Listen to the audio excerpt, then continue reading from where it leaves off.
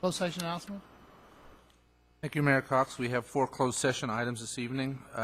Items A and B relate to the same litigation. It's existing litigation pursuant to Government Code 54956.9 D1. It's SEC versus City of Victorville. Item C is anticipated litigation pursuant to Government Code 54956.9 D2. And the information pertaining to that anticipated litigation is set forth on the agenda. Item number D is also anticipated litigation pursuant to Government Code 54956.9 D2. And again, the facts and information related to that litigation is set forth on the agenda. To the extent there's reportable action, we will come out and report that at the conclusion of the closed session or the commencement of the 6 o'clock meeting. Thank you. The reason I didn't go through the notice of individuals who want to appear, there's no one here. We are going directly into executive session. If there's no questions from the council members, adjourn to executive session. No, back.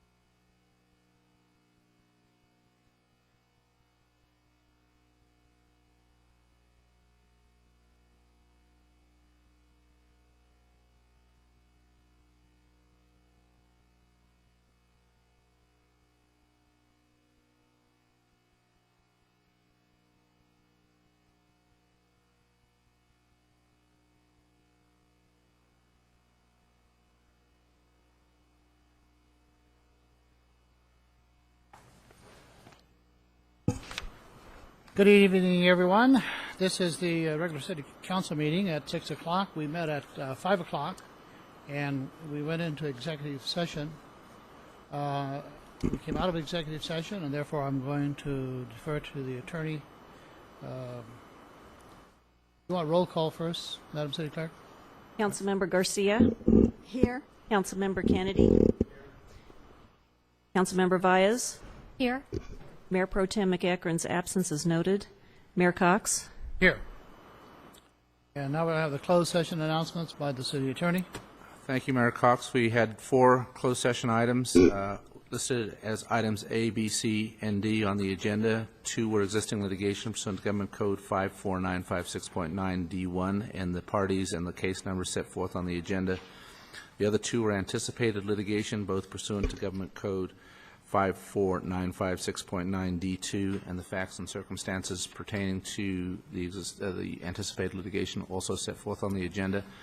At this time, there is no reportable action with respect to any of those items. Thank you. Any questions of the attorney from the council members? Seeing none, excuse me, I want to ask the invocation by Natalie Young, Salvation Army Victorville.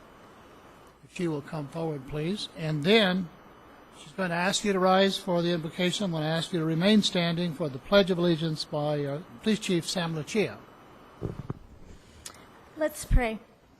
Our precious Heavenly Father, we come before you this evening, Lord, and we ask you to be with us as we discuss the concerns of this city and this community. And we ask these things in your name. Amen.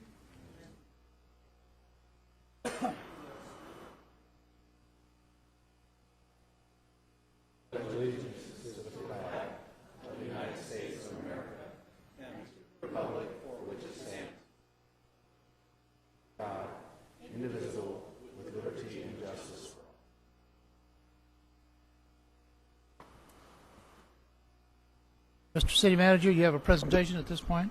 I do, Mr. Mayor, members of the council. Had an interesting thing happen yesterday morning. Our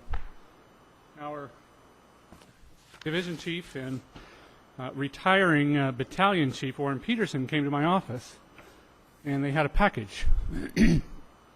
And in that package was a little Lego set of a fire truck. B.C. Peterson has, for years now, literally 3 years, been working on a federal grant for a new fire truck for us that we have desperately needed. And I began to get suspicious when I pulled this out of the package.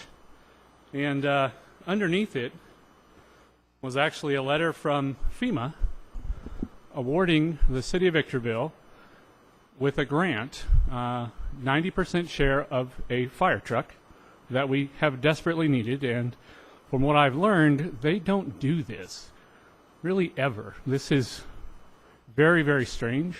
It's very, very wonderful. And it all goes to the efforts of Battalion Chief Peterson, who happens to be retiring from County Fire. I believe Friday, this coming Friday, is his last day on calls.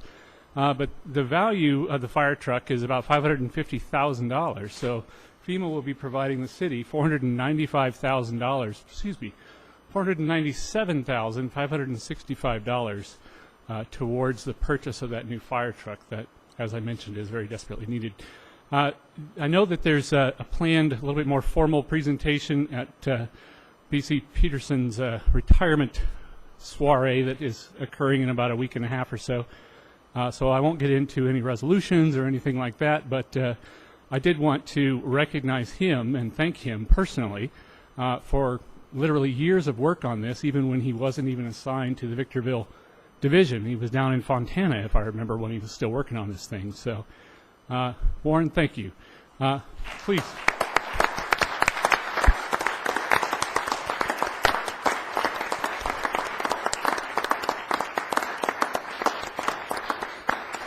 Warren's a friend of mine, and I'm proud to call him friend, but I wanted to give him a few minutes just to talk about the grant process and why he thinks we were awarded this grant.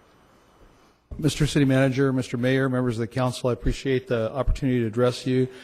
Ladies and gentlemen, it's a great honor. First off, I would say it's been a tremendous honor for me to have served the city of Victorville for the past 35 years. I started here as a paid call firefighter January 1st of 1979. And I remember the city manager, who's now a mayor, who had a bit more hair and it was much darker in color in those days.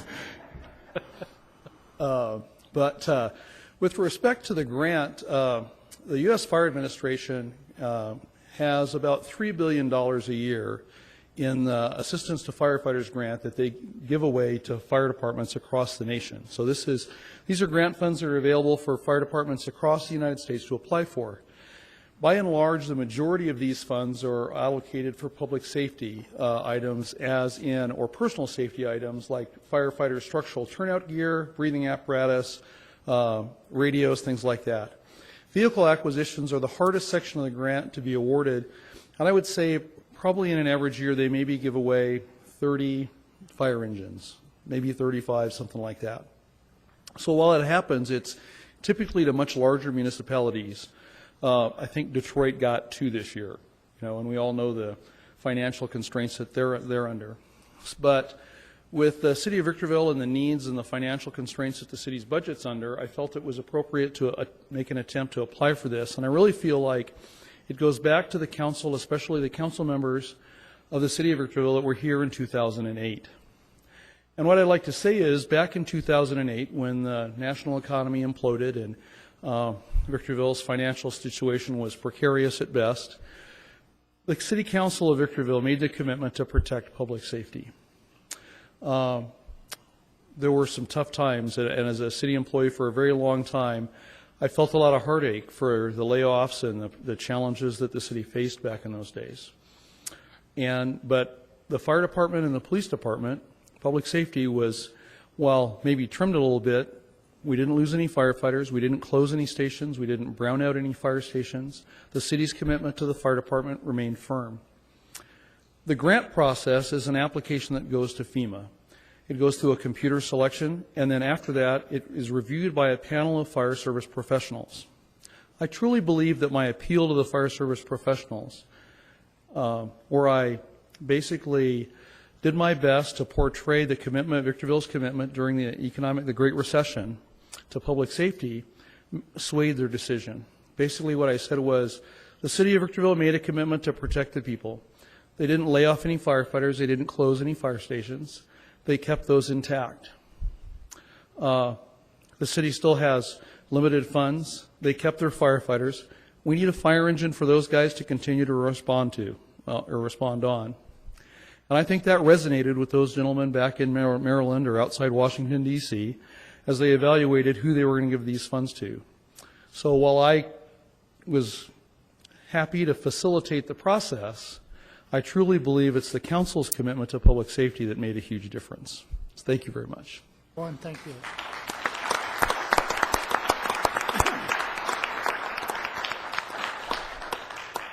I'm just curious, how long did you work on this? About 2.5 years. 2.5 years. What a wonderful bar to set for employees who are going to retire in 2.5 years to bring us a grant that they can. We really appreciate it. We really do. Thank you. Madam City Clerk, would you present this agenda to the City Council, please? There are 3 revisions to tonight's agenda. The first one is on agenda item B5, a revised list of unpaid fees for sanitation. The second is agenda item B6, a revised list of unpaid fees for water. The third item relates to agenda item D4. The governing body listed should be the City Council awarding a contract rather than the Victorville Housing Trust Board. And those are all the revisions I have, Mr. Mayor. Thank you. If there are no questions, we will continue with the council agenda. First item on appeal hearings, as I recall, there are none. Second item would be public hearing. On the first item, City Council public hearing called to hear arguments for and against amending Appendix A of Attachment 1 to Ordinance Number 2315 to add a special condition clarifying the function of the public purpose program charge contained within the gas service rate schedule for Victorville Municipal Utility Services as set forth in Resolution 14-036. Are there any questions of staff before I open the public hearing? There are no questions. I will open the public hearing on agenda item B1. I do not have any cards for anyone to speak on that. I do not see anyone approaching the microphone. No objections from the council. That public hearing is now closed. You have before you a resolution of the City Council of the City of Victorville amending Appendix A of Attachment 1 to Ordinance Number 2315 to add a special condition clarifying the function of the public purpose program charges contained within the gas service rate schedule for Victorville Municipal Utility Services. Chair's open for motion.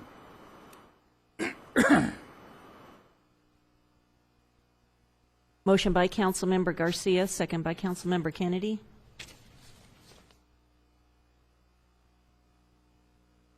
Motion carries with Mayor Pro Tem McEachern absent.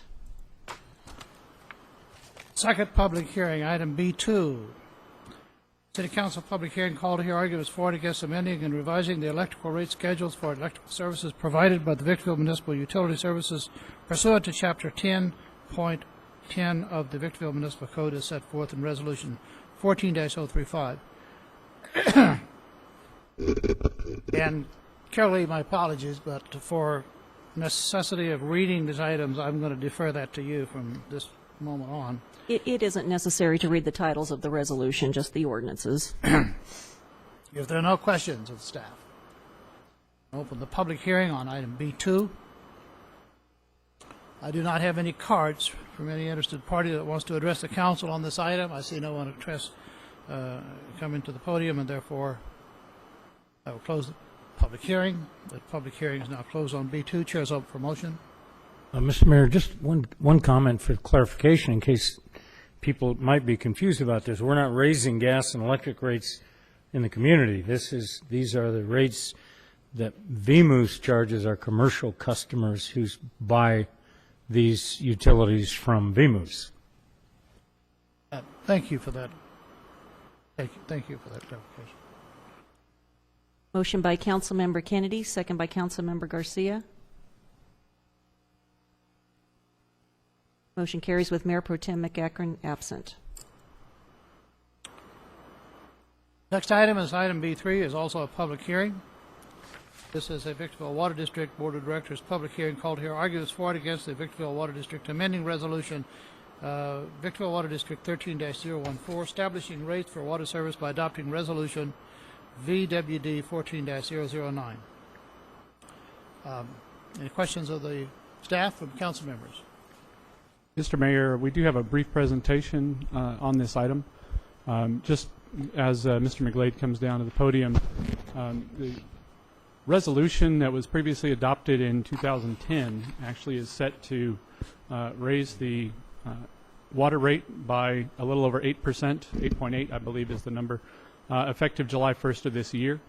The resolution that's in your staff report today would stop that from happening and actually implement that rate increase over a 2-year period rather than all at once.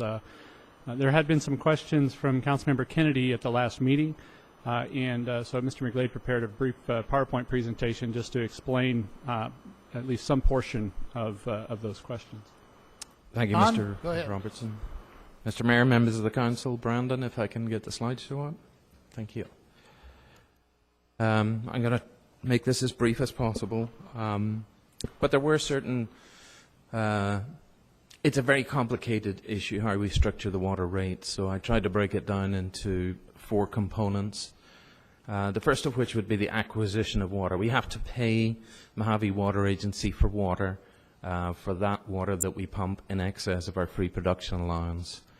That constitutes 25% of the, 25 cents of the $1.47 rate that we charge for water.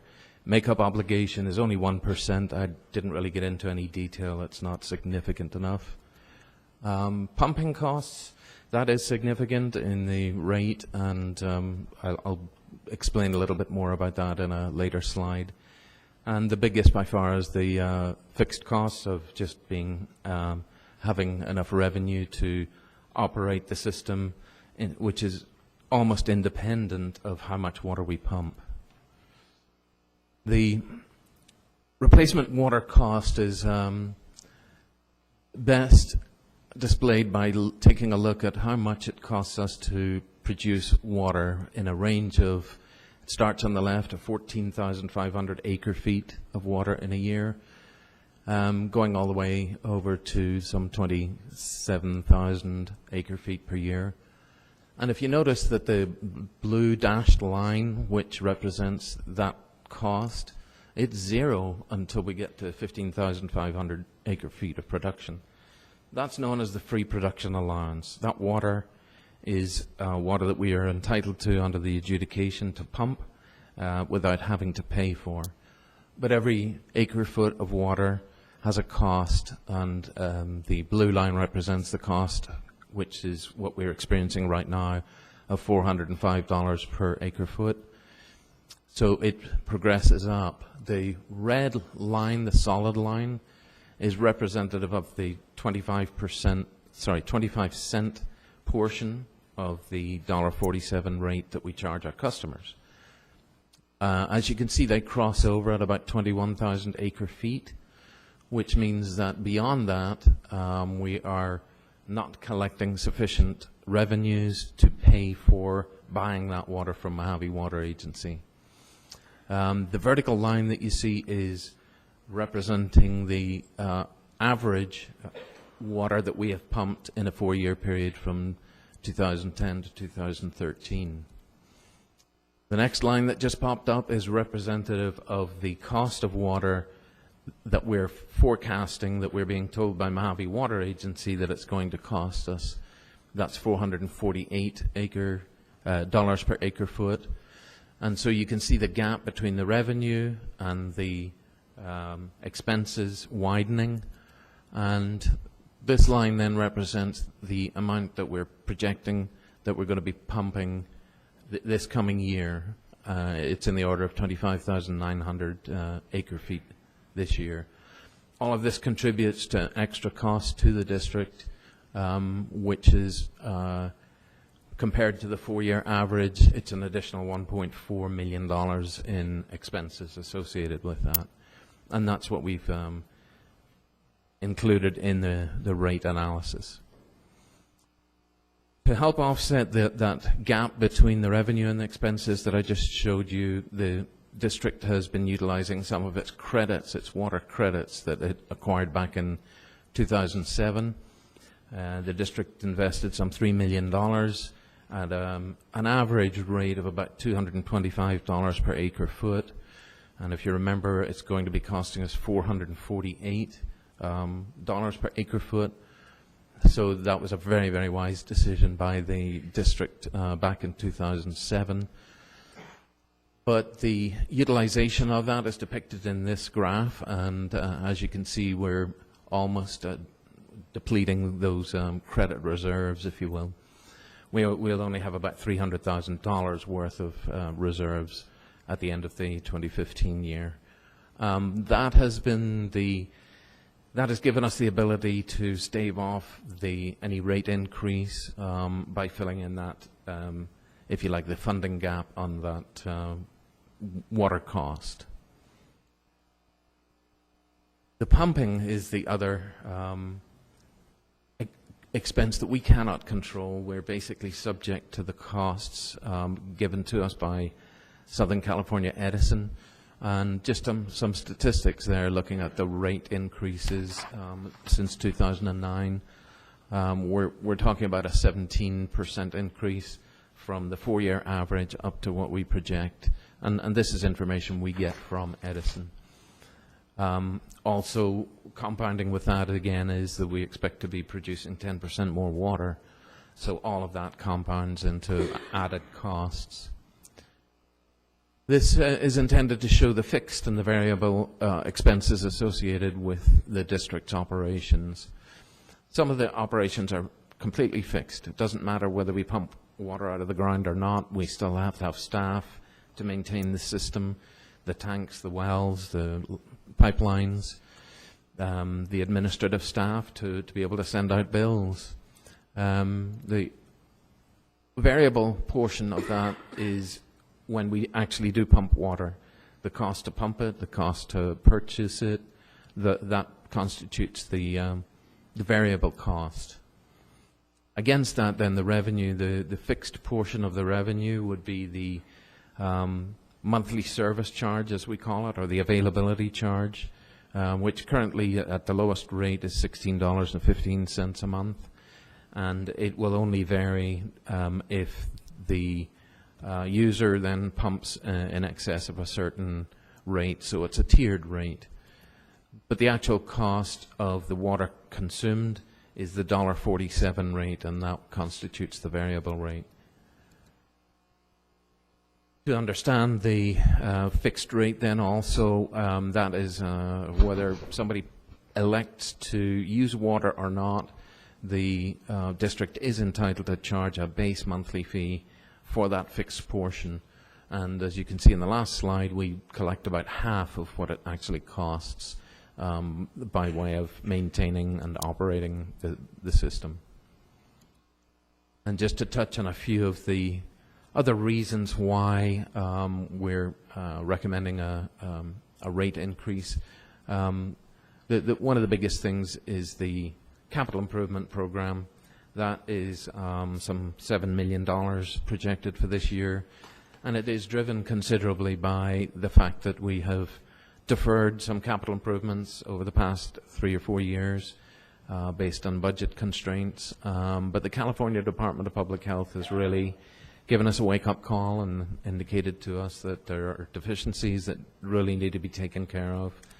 And so we've taken note of that, and we're proposing that the capital improvement program be to include a lot of the deficiencies that were a lot of the deficiencies noted are minor, but the major ones are things that we really need to be taking care of, and that's the main reason for the rate increase.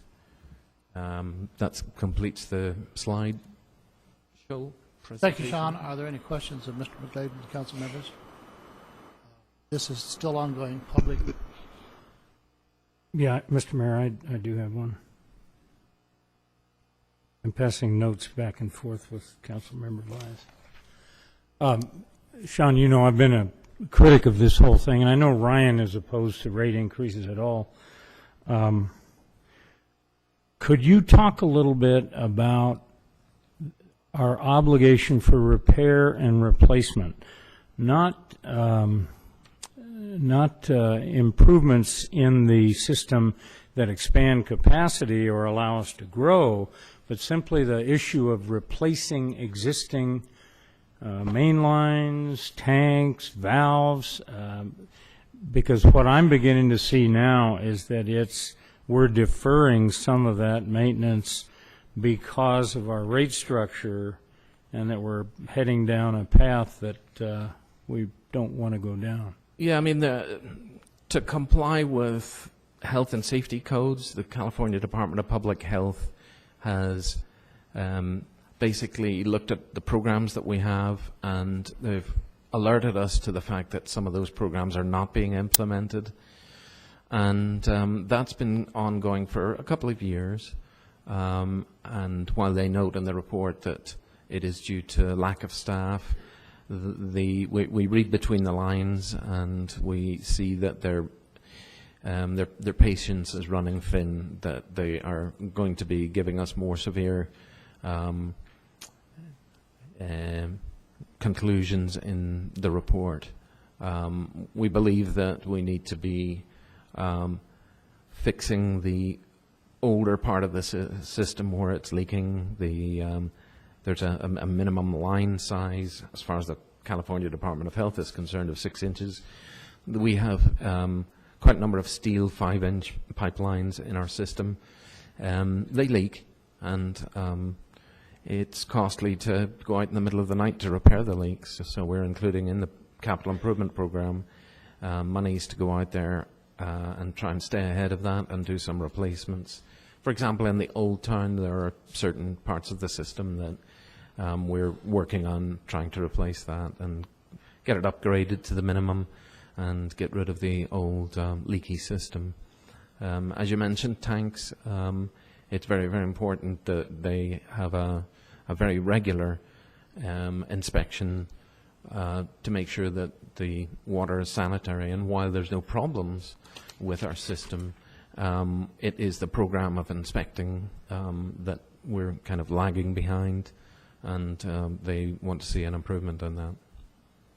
And while we've got, what, maybe 15 million in reserves, this spending plan on capital projects is 7, 5, 6 million every year for the next 5 years. Those reserves just can't handle that. That's right. I mean, the industry standard, as I understand it, is that we need to have somewhere between a half a year and a full year's worth of operation costs in reserves, and that would put it at around $14 million. So while we're there, we're going to get into deficit spending without a rate increase, and then we start to dip into something that's lower than the industry standard. Other questions from council members? I have a couple of questions. We noticed that the electrical rates continue to go up. We generate electricity, we sell it.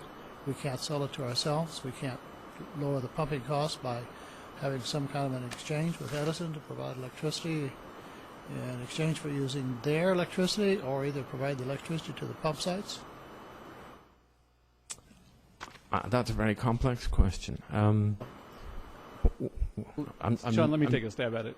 Okay. It's not impossible, but it's extremely difficult to extricate yourself from being an Edison customer.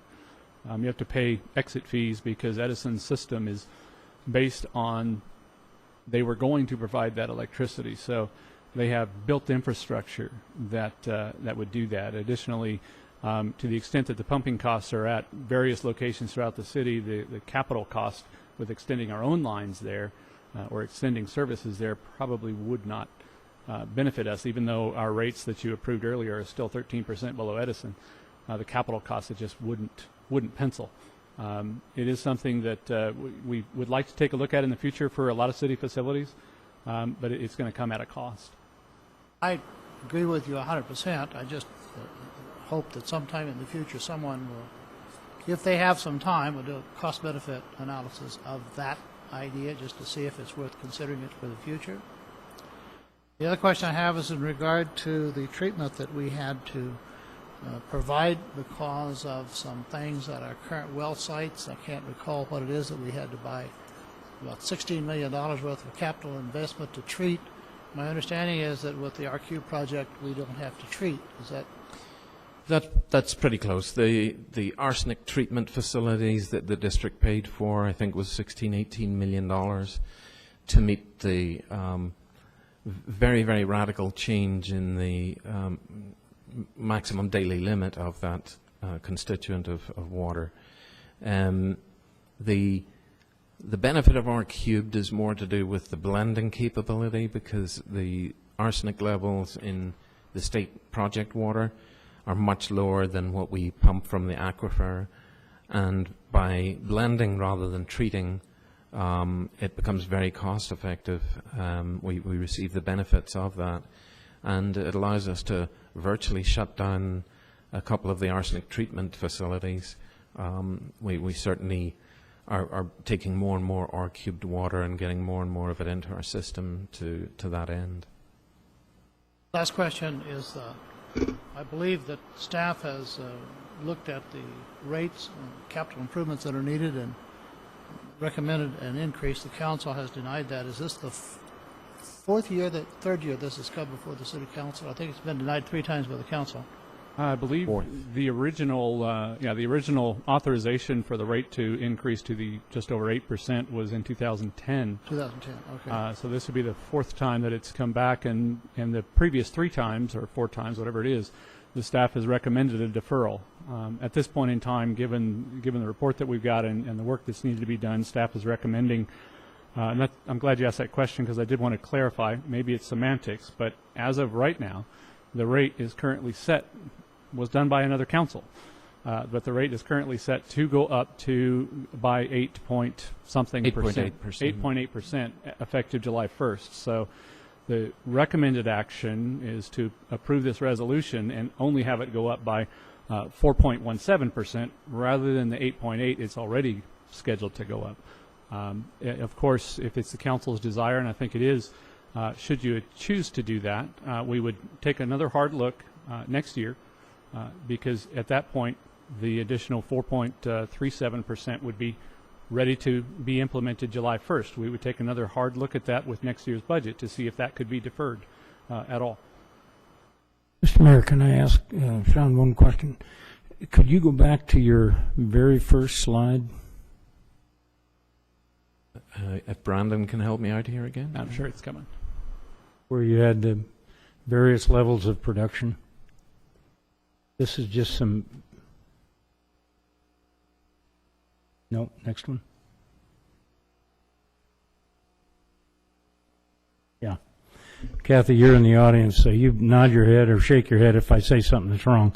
Because Kathy and I and Jim Cox were on the Water District Board. I came onto the board about the year 2000, and as I recall, our production in 2000 was right at 15,000 acre feet per year. Okay. When the water district merged with the city in 2007, I believe the production had gotten to about 20,000. So in that 7-year period of time, the production increased by a third. Mm-hmm. And that was because of all of the development and the construction. Sure. We were issuing 2,500 new meters every year. And we were raising the rates consistently 3 to 4% every year, whether we needed it or not. We just were building reserves. We were looking forward at that, all that additional capacity and so on and so forth. Jim Cox argued with us more than once on that point.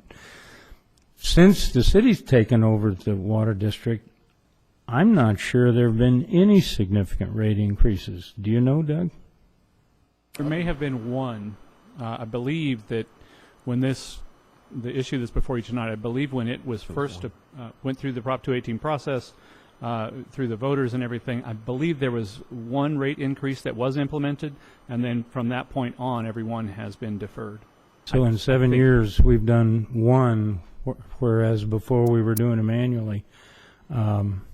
And while I think, I'm sympathetic to the whole issue of not raising rates, I know what happened in Atlanta when they were so determined not to raise rates, and then when the system was failing, and they did it all in one fell swoop, and voters got mad and voted the whole council out and never solved the problem. So I think maybe it's time to stop deferring this, get our maintenance programs back on track, and bite the bullet. And we all have to bite that bullet. Since we're still, this is part of the public record, I just want to make the comment that I have heard all the discussions from the council members being very cognizant and aware that we went through some really difficult times. People were losing their homes. People were losing their jobs, and irrespective of the financial condition that appeared to be a little bit negative each year, there was an adamancy by the council not to make it any more difficult on the public and defer this as long as they could. And there's some arguments that it probably should have had some increases and not totally deferred, but I agree with Councilmember Kennedy. We've deferred it as long as we possibly can. And we will take an action once we close the public hearing. We have a couple more questions after we close the hearing, but are there any further questions of the council? Mr. Blade? I do. We have another question. Although I'm not a fan of increasing rates, I feel like I need to have a little bit more information on what we've done to avoid increasing these rates. And I know we haven't raised them in, 3 years or so? 5. I would like to know, what was the last increase that we did get? I don't recall that. I don't know. It was before I became the director of water. I want to say that there was an increase in 2009, and then it was a series of increases, and I think in 2010, when this 8.8% was supposed to kick in, it's been deferred since then. And to answer your question, there's just been an effort in every aspect that we can think of to defer the rate increase. If you remember the slide on the claims that we have, they're credits. We utilize those considerably to try and stave off the rate increase. We haven't hired the staff. Through attrition you lose staff. We have hired very few back. The capital improvement program suffered.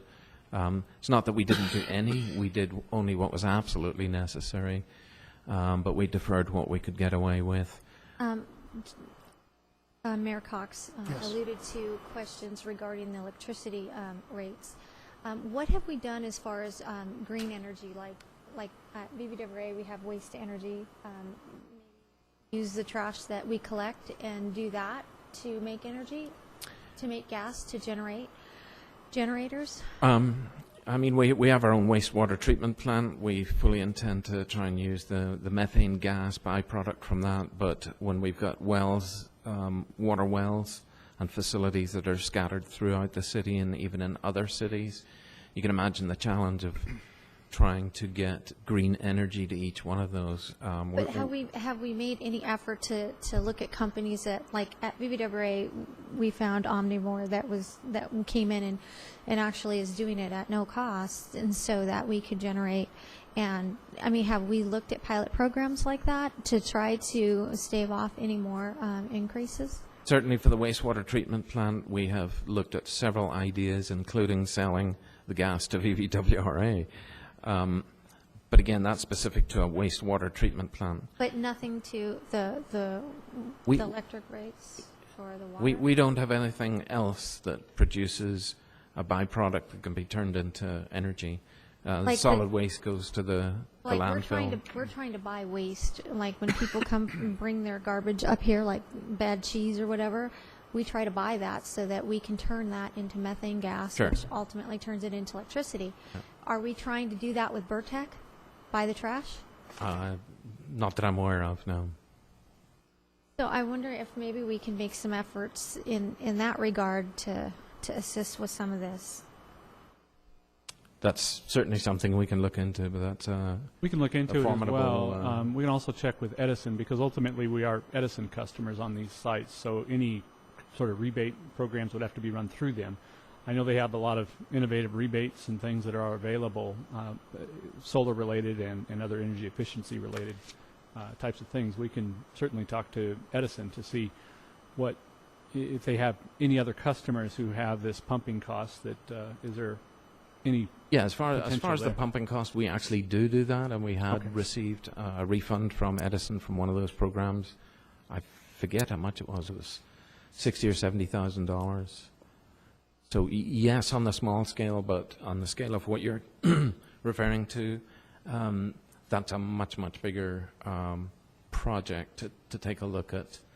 Waste to energy is basically what you're talking about, and how we can get it in.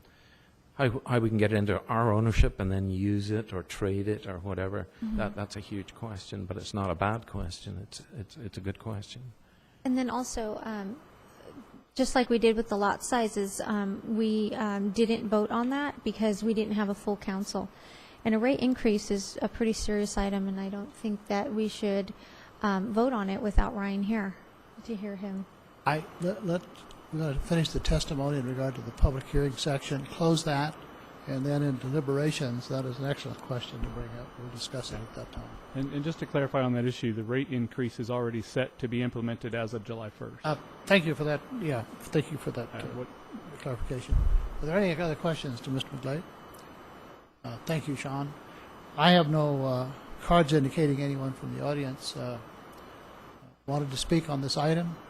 Before I close the public hearing, one more time, I have no cards, no one is coming forward. I'm going to close the public hearing. For council, deliberation to council members, a lot of good things have come up in regard to try to keep our rates low, to look into generating energy to help us in pumping.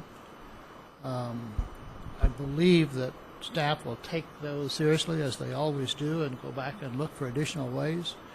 And with our sewer treatment plant becoming more, as we receive more volume, I know they're looking into potentials of generating some energy through that, so I know they'll continue. Councilmember Vias has raised a question. When we talked about rates and the people being affected, wanting all the council members to vote on that, we have a council member absent, but the question is, do we have any council meetings between here and July 1 where all council members are going to be present? No, we will not have a full council for the meeting on June 24th either.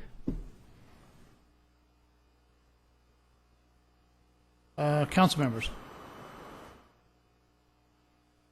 I think we should wait until we have a full council.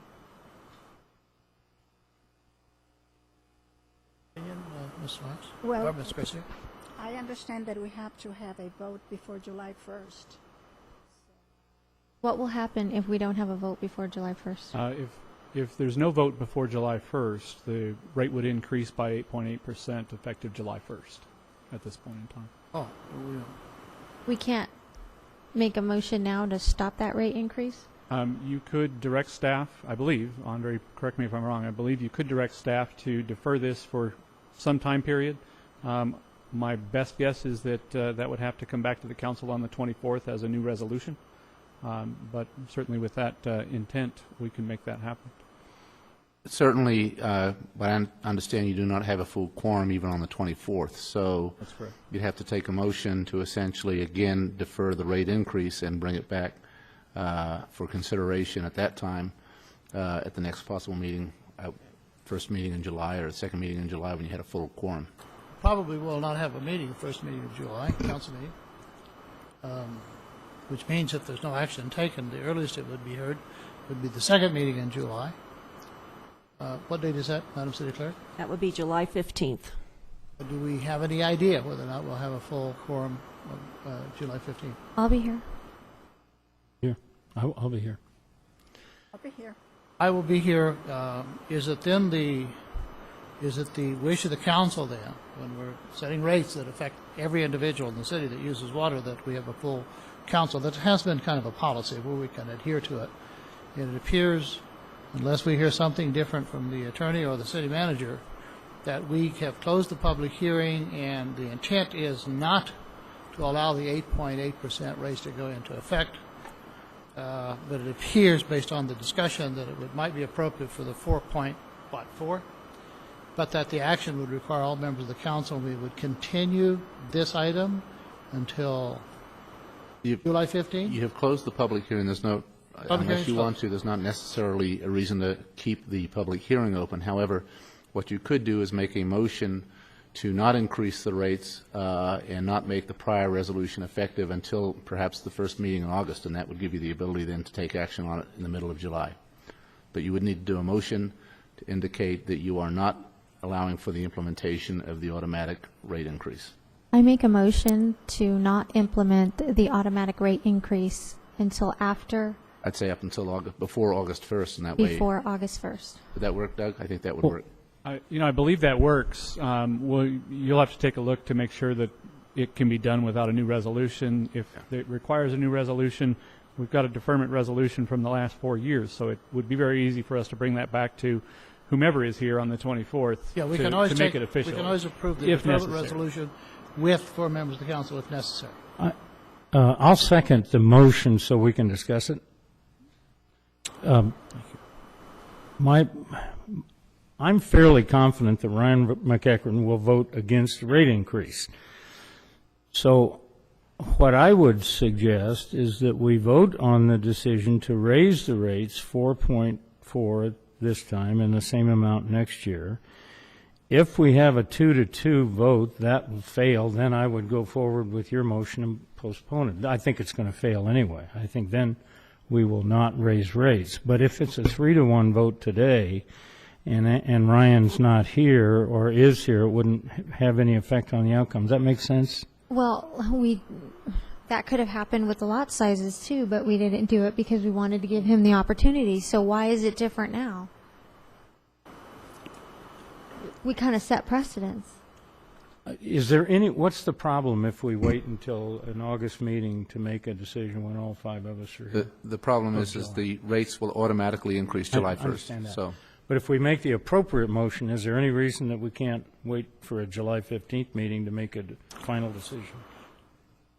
We have 15 million in reserves. My understanding is that if we make the appropriate motion to direct staff to either bring back a resolution or take the necessary action with the city attorney to ensure that the 8.8% increase does not go into effect in July 1, that the matter for the resolution to increase rate is continued until July 15, that handles it.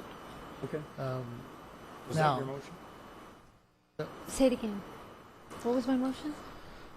To ensure by action of the City Council that the 8.8% increase in water rates do not take effect July 1, That was my motion. and that the request, and that the action of the council on the staff's recommendation of the 4.4% increase be continued until August 15. July July 15. 15. July 15, sorry, yes. No, it was that it be continued not before August 1st was my motion. Okay, It gets you to the same Not place, as before long August- as you that's- consider the matter before August 1st. okay. And that was my second. So essentially, what the council's doing is deferring it for 1 month, from July 1st implementation to August 1st implementation, with an understanding that there will be a discussion with the full council at some point, most likely on July 15th. That's correct. And just to clarify, we've all been rounding the number a little bit. The actual percentages, just for the record, are 4.17 and 4.37 respectively, just so that we don't get into anything being... All right, thank you for that correction. We all understand the motion? We have a motion and a second, as I understand it. Is that correct, Madam Clerk? That is correct. Call for the vote. Aye. Aye. Aye. Motion carries unanimously. Aye. That's 4 yes, and that'll be the action that will be in front of us. You're right on that. And as we're just getting warmed up, we have another public hearing. Principal.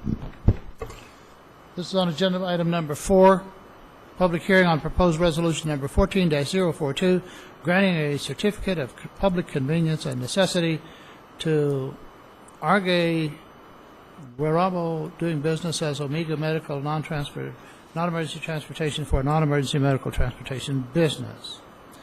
No questions of the staff. I'm going to open the public hearing.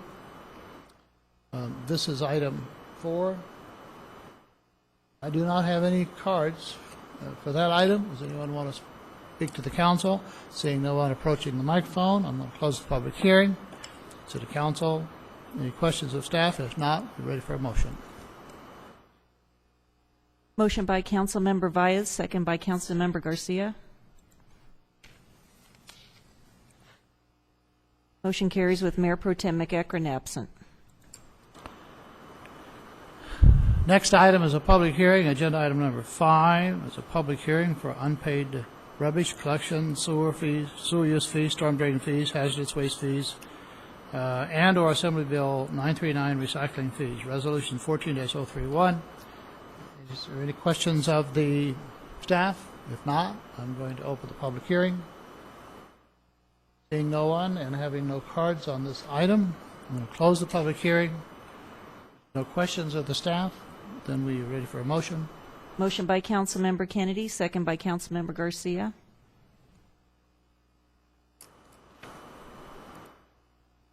Motion carries with Mayor Pro Tem McEachern absent. Next item is a public hearing, very similar. I probably could have held these at the same time, but I want to keep them separate for the record. And this is a public hearing for unpaid water bills, resolution number Victorville Water District 14-007. I want to open the public hearing. I have no cards in front of me for individuals who wish to speak on this.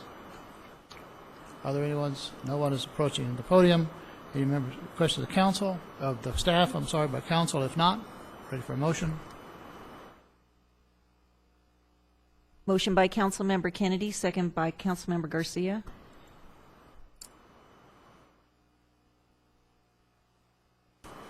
Motion carries with Mayor Pro Tem McEachern absent. Agenda item number 7, public hearing.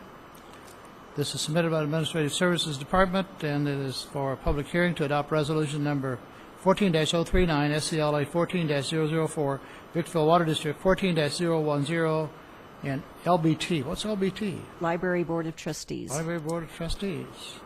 14-001, establishing and adopting the annual budget for fiscal year 2014-2015.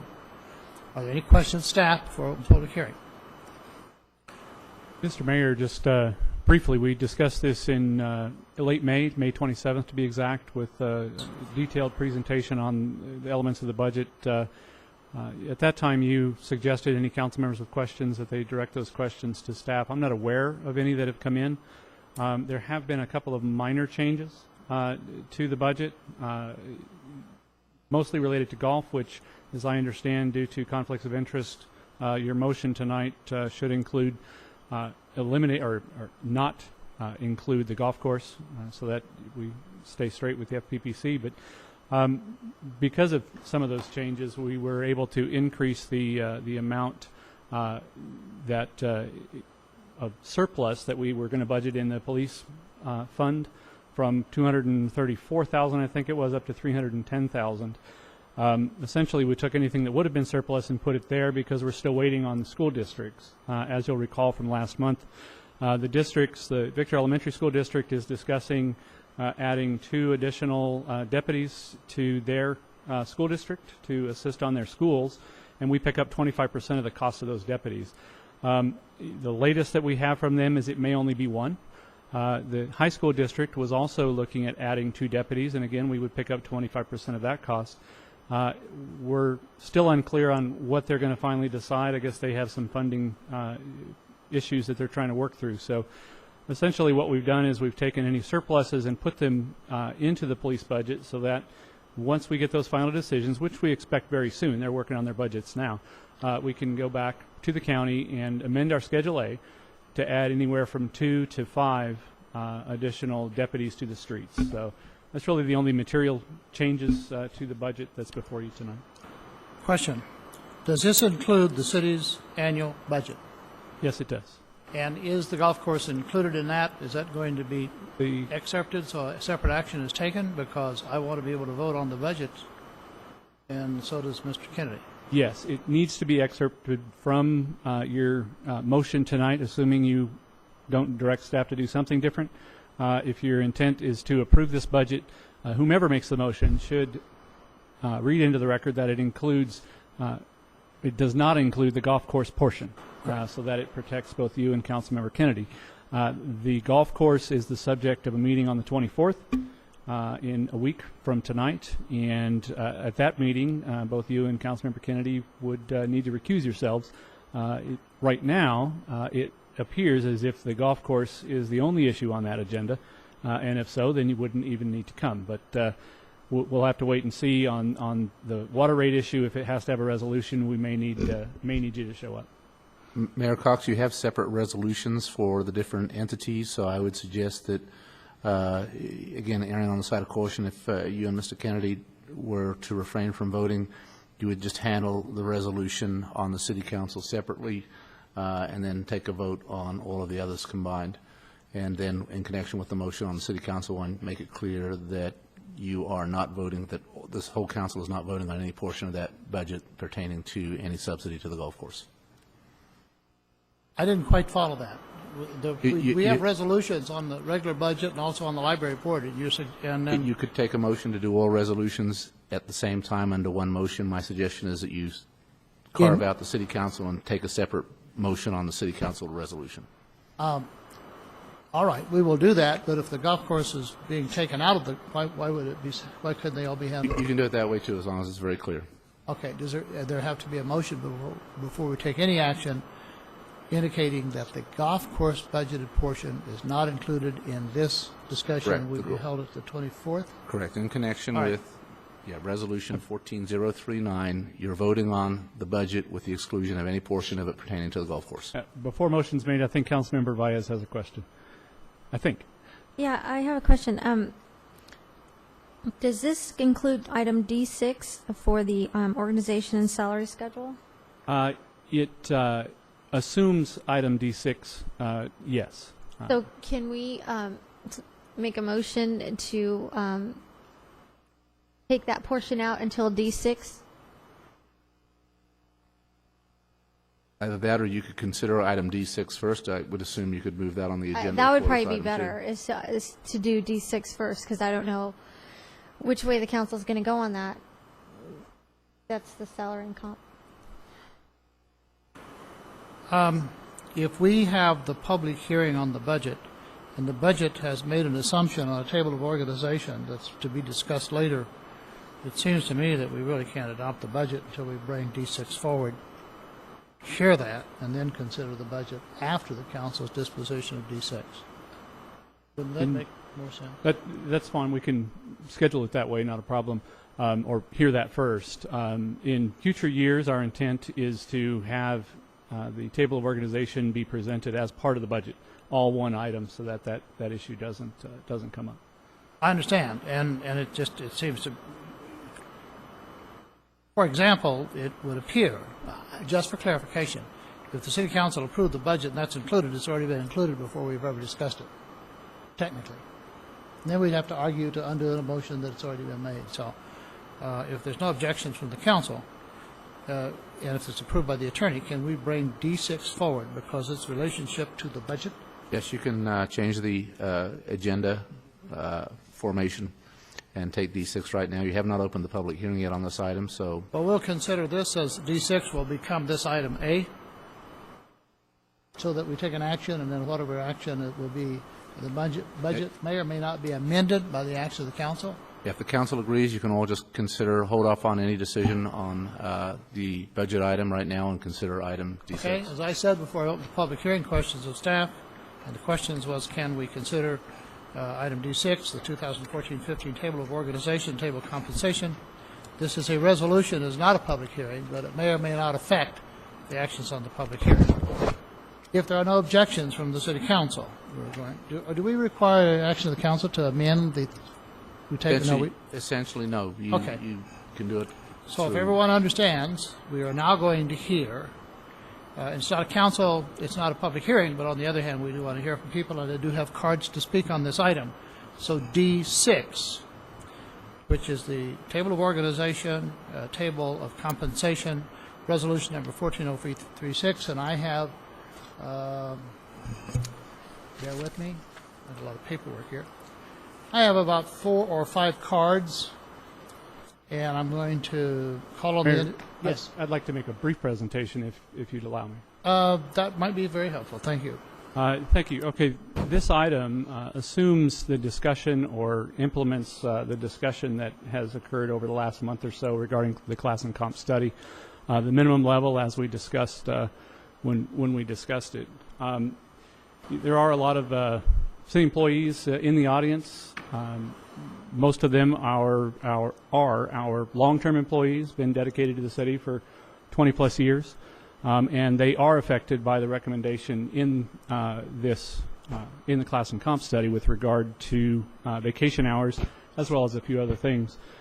Just to be clear, based on direction from the council, or at least discussion of the council, the budget and this table of organization assumes full implementation of the minimum level of the class and comp study, which would increase the fringe, the amount for medical benefits from $650 up to $750 per month, effective July 1st. For employees waiving medical, it would go from $200 stipend to $250. But the biggest issue that I think most of the people are here to speak on has to do with vacation hours. I had a meeting with the employees to talk to them about the process that we went through. They weren't happy about it before, during, or after the meeting, and I understand that. I made some statements in there that I have since learned were incorrect, and I'd like to apologize for that. Essentially, the study looked at our comparator agencies. I don't recall exactly how many, but unbeknownst to me at the time of the meeting last week, or maybe the week before, the town of Apple Valley was not included in the vacation portion. I don't know why. I don't know why the folks who did the study didn't have that data. I don't know why that is. There was 9 agencies that were surveyed with regard to vacation hours, and the median, essentially the middle amount, is 160 hours, 4 weeks off per year, as a maximum for employees with 20-plus years of service. The current benefit that Victorville employees enjoys is 247 hours. So that would be a significant reduction if it were to be implemented. Since that time, in fact, one of the things that the employees requested that I do is to take a look at any other options, such as grandfathering in, and also to continue to look at some of the other agencies in the high desert, because they knew people, I was unaware of this, but they knew people who worked for other agencies who did, in fact, receive more than 160 hours of vacation each year, more than 4 weeks. My comment to them was that essentially the median was 160, and that I could not argue for anything more than 4 weeks off per year, but that they were welcome to come and do so. I think that's some of the cards that you have submitted. Since that time, we have learned that the town of Apple Valley maxes out at 240 hours. Adelanto does as well, and Barstow maxes out at 208 hours. 208 or 80? 208. Although Barstow and Adelanto, because of size, weren't comparator agencies. Can you convert that to weeks, Doug? I'm no good with math in my head. That's 6 weeks off. 240 is 6 weeks off. 208 is 5 and a day, I think. So anyway, the discussion that I have with the employees, they weren't happy with, but I struggle to recommend that any employee, whether they're government or private, receive more than 4 weeks off per year. Understanding that some of them have had this level of benefit for quite some time, and it would be a takeaway, and I understand that. I simply couldn't argue for it, given the criticism of government salaries and benefits already, and given what the study said. If Apple Valley, which would have been the only comparator city, had been included, it really would not have changed the median. It would have changed the average slightly, but it would not have changed the median because that is the middle ground. They certainly aren't in the middle ground. What was Apple Valley again? Apple Valley is 240, and that's for 20-plus years of service. I think they've only been in existence for 25 years, so I don't know how many of them there are. Okay. Aren't they off every Friday, too? Apple Valley? Victorville staff. Victorville employees were on kind of an odd shift. We previously were on a 980 shift, and the employees understand it. Perhaps the private citizens who are here don't. It's essentially taking a 2-week period, and you work 9 hours a day for 8 of the 10 days in the 2-week period. And then for one of the days, a Friday, you work 8 hours, equaling 80 hours over a 2-week period. That's the 980. And then you have every other Friday off. In 2009, summer of 2009, when we were in the Great Recession, the council voted at that time to furlough the employees 10%. So the employees lost those 8 hours on the Friday. They don't come to work, but they also don't get paid for it. So their working hours went down by 10%, and ultimately their take-home pay went down by 10% at that time. So right now we are on essentially a 980 shift with a furlough every other Friday. That is the equivalent of 4 9-hour days, a 36-hour work week. If you recall, when we talked about the class and comp, there was a lot of computations in order to be able to compare our 36-hour work week with a 40-hour work week of the other employees in the other cities. So.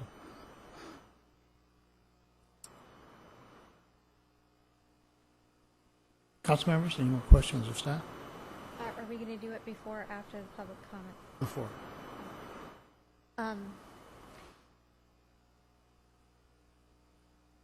We're discussing the entire comp and salary survey, right?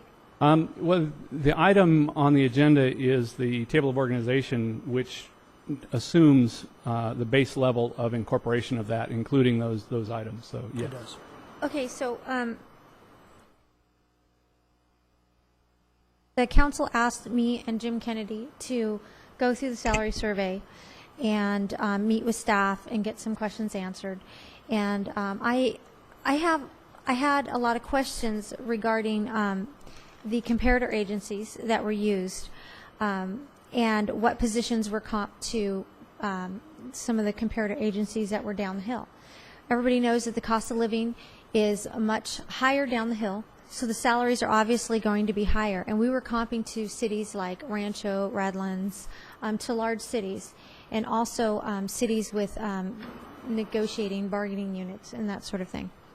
So their salaries and benefits are always going to be higher. The only time normally that you would go outside of an area to get comps is if they are poaching from your employees, or if there's positions that are technical positions, so much so that you have to go outside of your service area.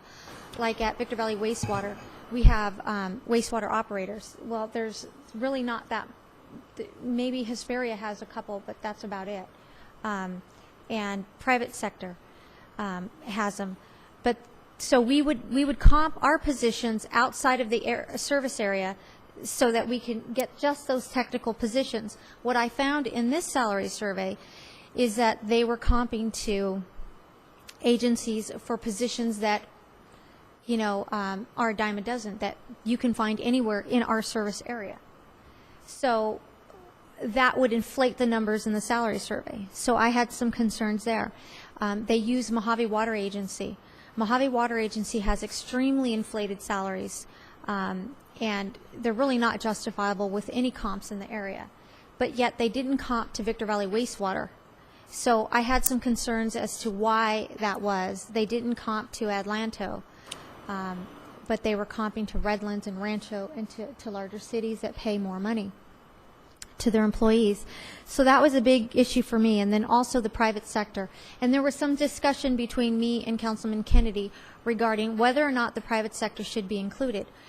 Well, here's the thing, is that in some cases, private sector is extremely low, but in other cases, it's extremely high, especially for management positions, because they don't pay retirement like you have in the public sector. So those positions, if they're comp to the private sector, could be inflated as well. So those were some issues I had. And there were some actual positions in here that I was concerned about, that, and I don't want to name the positions because I had already done that, so I don't want to embarrass anybody or put anybody on the spot. But I have the information, the staff has the information, and a position that was a pretty mid-level position was being compared to directors' positions in other larger cities, which kind of boosted up the salary almost $30 an hour, according to the salary survey. So not saying that that's where the city decided to set those positions at. They decided to set them at a much lower rate, despite what the salary survey said. So then that brought up other questions for me. What is the purpose of this salary survey if we're not going to use the information correctly and put the positions where they belong and comp those positions to actual job descriptions? And then when I went to the website to see what this actual position was doing, there was no job description on the website for 50 or more positions that I found. The job descriptions were not listed on the website. So I was not able to see what this position actually does and if it was correct for them to comp to a director's position. So, and people are probably thinking, well, how do you know so much? Well, this is what I do for a living. So I know a lot about personnel issues. So then that draws me to another question that I have that's legal, and I don't know the answer to it. And we have a new law that was signed into, that was enacted, and it was called Equal Pay for Equal Work. And how does that affect not using the salary study? If we adopt this, is there any type of liability there where they say this position should get paid this much money, but yet you're only going to pay them this much money? Is there a liability there where they can come back and say, hey, I'm actually doing the job. You adopted a survey that says that I'm doing this job, and these are the comparables that you say we should use, but yet you're not paying me what I should be paid. So I caution the council to get all of these issues resolved before we move forward, because we could be walking into a lot of liability. I want to see those job descriptions up so that I know that these positions are used. And then I think we should also really decide whether we're going to comp these positions to private sector, whether we're going to comp these positions that we have comparables in our vicinity and not go outside to comp to. There, I said it. Let me answer, I think, 3 questions that I heard. Regarding the cities that were used, when PSPC was hired back in, I think it was January of last year, not this year, the comparator cities were discussed at that time, and ultimately they were charged with finding cities that we compete with for talent. So those cities that maybe are poaching. I don't know the exact methodology that they use to determine that. But that's essentially what they were looking at, was trying to find out where might our employees be going to if they're leaving Victorville, or what employees might we be trying to compete for with whatever agencies. They also attempted to include agencies who were in similar growth patterns to the city, which is why, and size, which is why Adelanto and Barstow were not considered comparators. With regard to I think the one position that we discussed in great detail when we met with you, we actually did take your suggestion, made a title change so that it didn't confuse the other agencies who may be using us in the future. So that was a very good suggestion. There was a couple of others that you had made a suggestion on that we had already corrected, so we thank you for bringing that to our attention as well. And then lastly, with regard to the private sector, as you recall from the comparator list that you got, it was not typical for us to include, or for the consultant to include, private sector. They did as best they could, compared jobs where we compete with the private sector, such as IT jobs and things like that where necessary, just to take a look at private sector to the extent that they could, but that was more from job advertisements than actual survey results, because private sector employers typically won't share that type of data. So I did leave that out. It was in my notes from staff to mention, but we did meet with you, Councilmember Valles, as well as Councilmember Kennedy, and incorporated any of the suggestions that we could. The last question that you had regarding the job descriptions, one of the tasks for PSPC was to rewrite our job descriptions because our job descriptions were so lacking. Some of them were literally done on typewriters in the 70s and had not changed. So that was part of their role. The job descriptions for any of the reclassifications, of course, wouldn't be posted yet because it hasn't been discussed and approved by the council. Okay, I'm not necessarily sure that it would be a council decision to approve job descriptions. I mean, it is what it is. If the employee is doing that, then Right. the job description needs to be posted before the salary survey could be done. Otherwise, the results wouldn't be correct, unless they do have the correct information and we just haven't uploaded them. But it's hard for me to make that decision if I don't have the information, and to come here and approve such a large amount of money without actually being able to see it. So that is my concern. And then and I appreciate that you looked at those title changes. Regarding the title changes that you made, then that brings me to the other question. Okay, so if you did increase the title so it's more of a director's level, then why aren't we paying them the director's level that is comparable to what we are saying is approved in the salary survey, if we approve it? And is there any, for equal pay, equal work liability there? And, you know, with all respect, I'm going to have to research that further. That's a brand-new law, and as to its impact and implementation, I need to look at that. Yeah, the positions that we were specifically talking about are those employees who previously were assistant director level positions, who through all of our layoffs and our elimination of the director level positions, if you'll recall, we had, I think, 16 at one point. We're down to 3 or 4 right now. So those directors took on a larger role within the organization, larger responsibility within the organization, and the assistant directors also took on a larger role. They have some of the duties of a director, but not all of the responsibility of a director. They report to a director. So they are somewhere in between. They certainly have greater responsibilities than a typical assistant director would have, but they don't rise to the level of an actual director level position that we have just a handful of. Okay, and then I understand that you put more positions under those positions to help them with the workload because they were so understaffed. But then that draws to, okay, well then that job description should be changed because now they have more responsibility to not only train, to oversee, be responsible for these additional employees. So it does bring their level up even higher. So no matter, I mean, you could call it whatever you want, but it is what it is. They're doing the job. So that's what I'm concerned about is that are we being fair in in approving this study, and are these numbers inflated? And then another thing that I'm concerned about is the CalPERS. The city of Victorville doesn't pay their PERS portion. So the city of Victorville not only pays the employer portion, but they're also picking up the employee portion. And now you're required to book that. So that's a liability.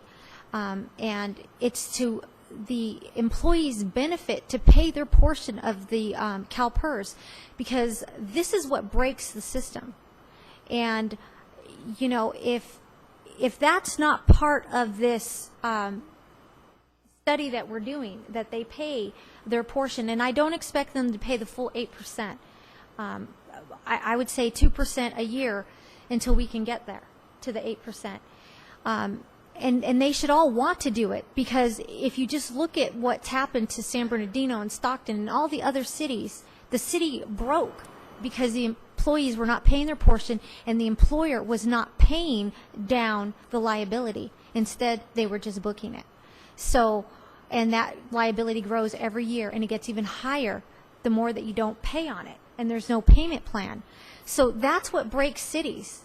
So if you want to make sure that you have your retirement, you should want to pay your portion of it so the city can start paying down their portion of it. And a lot of people feel like, well, I don't want to pay it. You know, that's just more money out of my pocket. It is, but it's going to ensure that your retirement is there. So you don't have to worry about what San Bernardino is going through, where they don't know if they're going to get it or not, or their pensions are being cut. You can go to the private sector and save on your own and get paid more money and be guaranteed your retirement because you're in charge of it. So that needs to be part of this plan, and I know that CalPERS is going to make us pay our portion anyways, you know, here shortly. At some point, they are. The law requires it within 3.5 years, but what we've learned recently is that the law is unclear as to whether that's a shall or a may. When it first came out, it was very clear in the press that it was a shall. But when the study was done, the agencies that we were compared to were literally all over the board. They were all in some state, for the most part, all in some state of having the employees pick up some portion. So it was difficult to find a middle ground with that, because some of them had done it completely, some of them had done a portion, others hadn't started yet. And then with the law being unclear, as we discussed last month, we felt it was best to get clarification on the law and discuss that at a different time, simply because everything was up in the air with regard to employees picking up the employee portion of the CalPERS. So that's what the recommendation is. Certainly, we can go back and take another look if that's the direction of the council. But at this point in time, we didn't think we had enough information to implement that with this study. Even if CalPERS makes you or doesn't make you, it's just responsible government. And I know as an employee, I think that I would want to ensure that my benefits are going to be there when I retire. So I would want to push that. And at VVW8, we're trying to get there. And I know a lot of people are like, no, I don't want to do it. But, you know, you want to make sure that when you retire, you're going to spend all these years here in this city, that your retirement is there. You don't want to be like Stockton and San Bernardino, where you don't know where your next paycheck is going to come from and you're too old to work. So it's to your benefit to start paying your portion of it. Yeah, we have been educating the employees on that issue, trying to keep them up to date on the fact that, you know, the law appears to be clear that they need to pick up half of the normal cost. What is unclear is, what does that mean? My understanding, talking with City Manager in Hesperia, is that their employees have actually picked up all of the 8% employee share plus 1% of the city share, the employer share. They did that, and I know why they did that, because we track all that. They did that because they didn't want to break the city, but the additional 1% of the employer cost is because they wanted to go to 2.7. And they had 2.5. So if they want to go to 2.7, they're going to have to pay more. Do you get it? So that's why they're paying the additional 1%. Yeah, I don't know about that. I do know that that's no longer an option as of January 1st, 2013. We couldn't do that if we wanted to.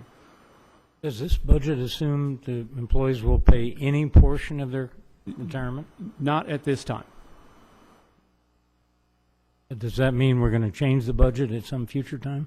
at some future year, we would need some sort of implementation. This budget assumes This budget assumes no employees are paying any portion of their retirement. That is correct.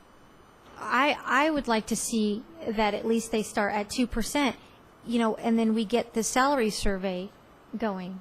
But I don't want them to pay 2% now without having any type of increase to help them.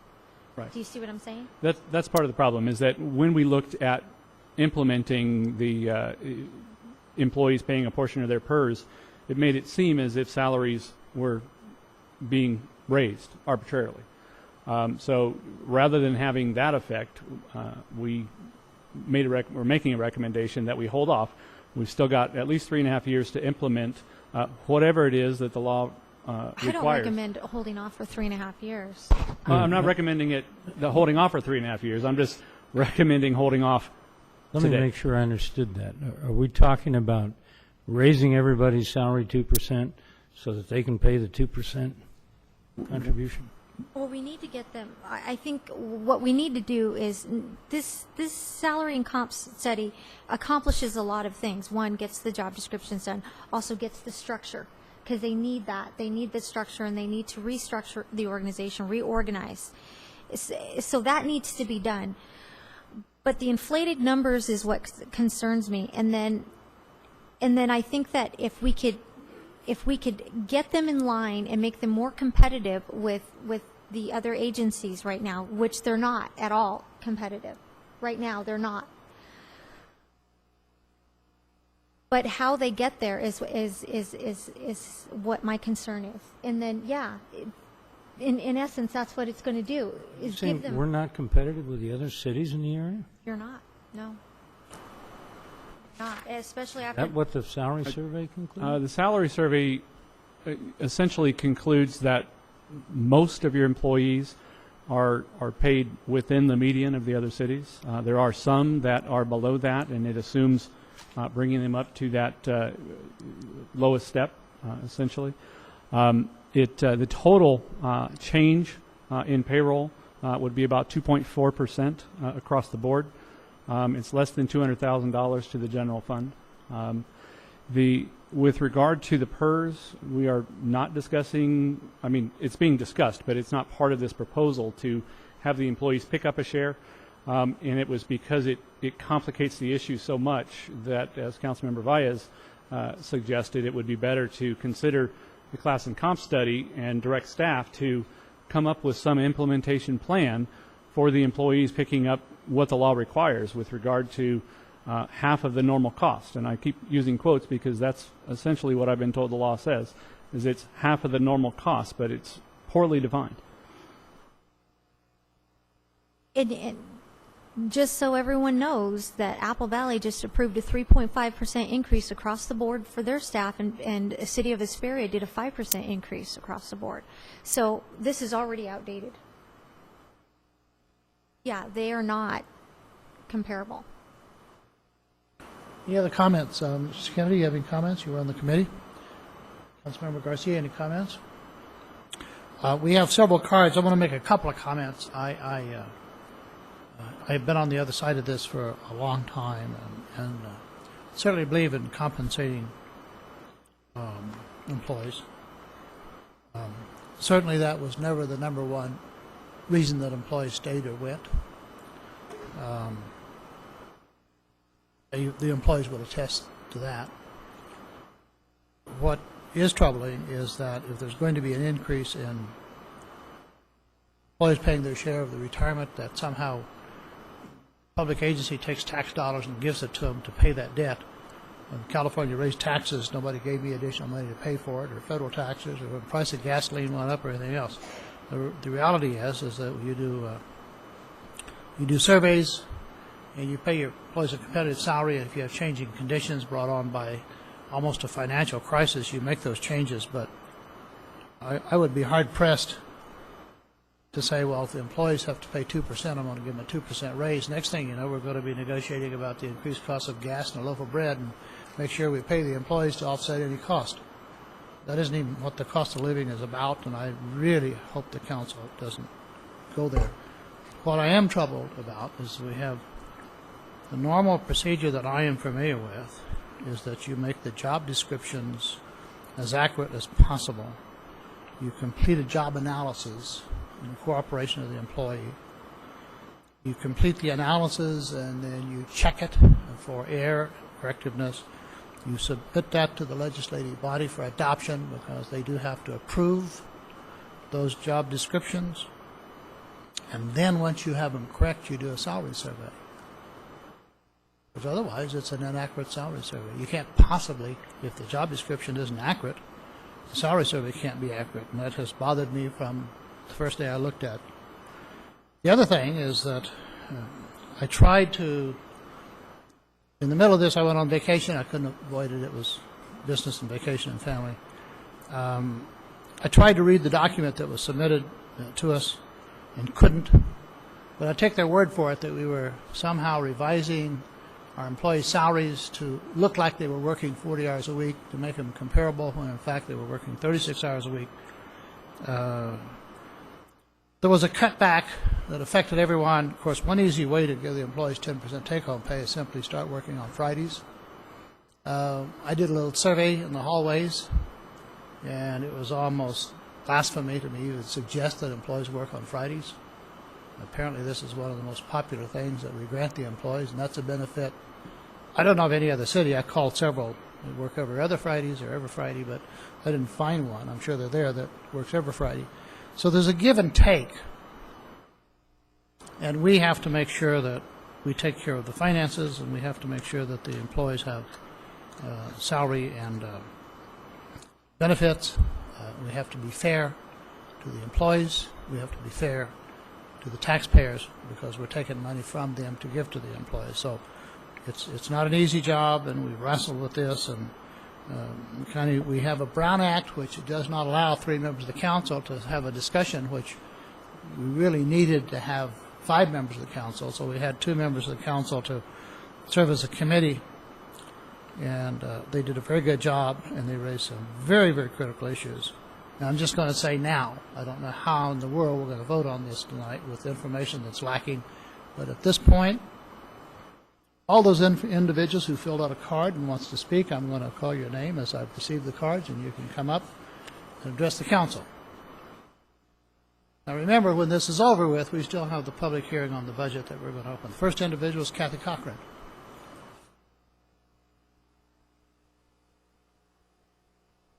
Thank you. First, let me say the results of the council decision don't affect me at all. The vacation, the time, the money, nothing affects me. However, the employees that it will affect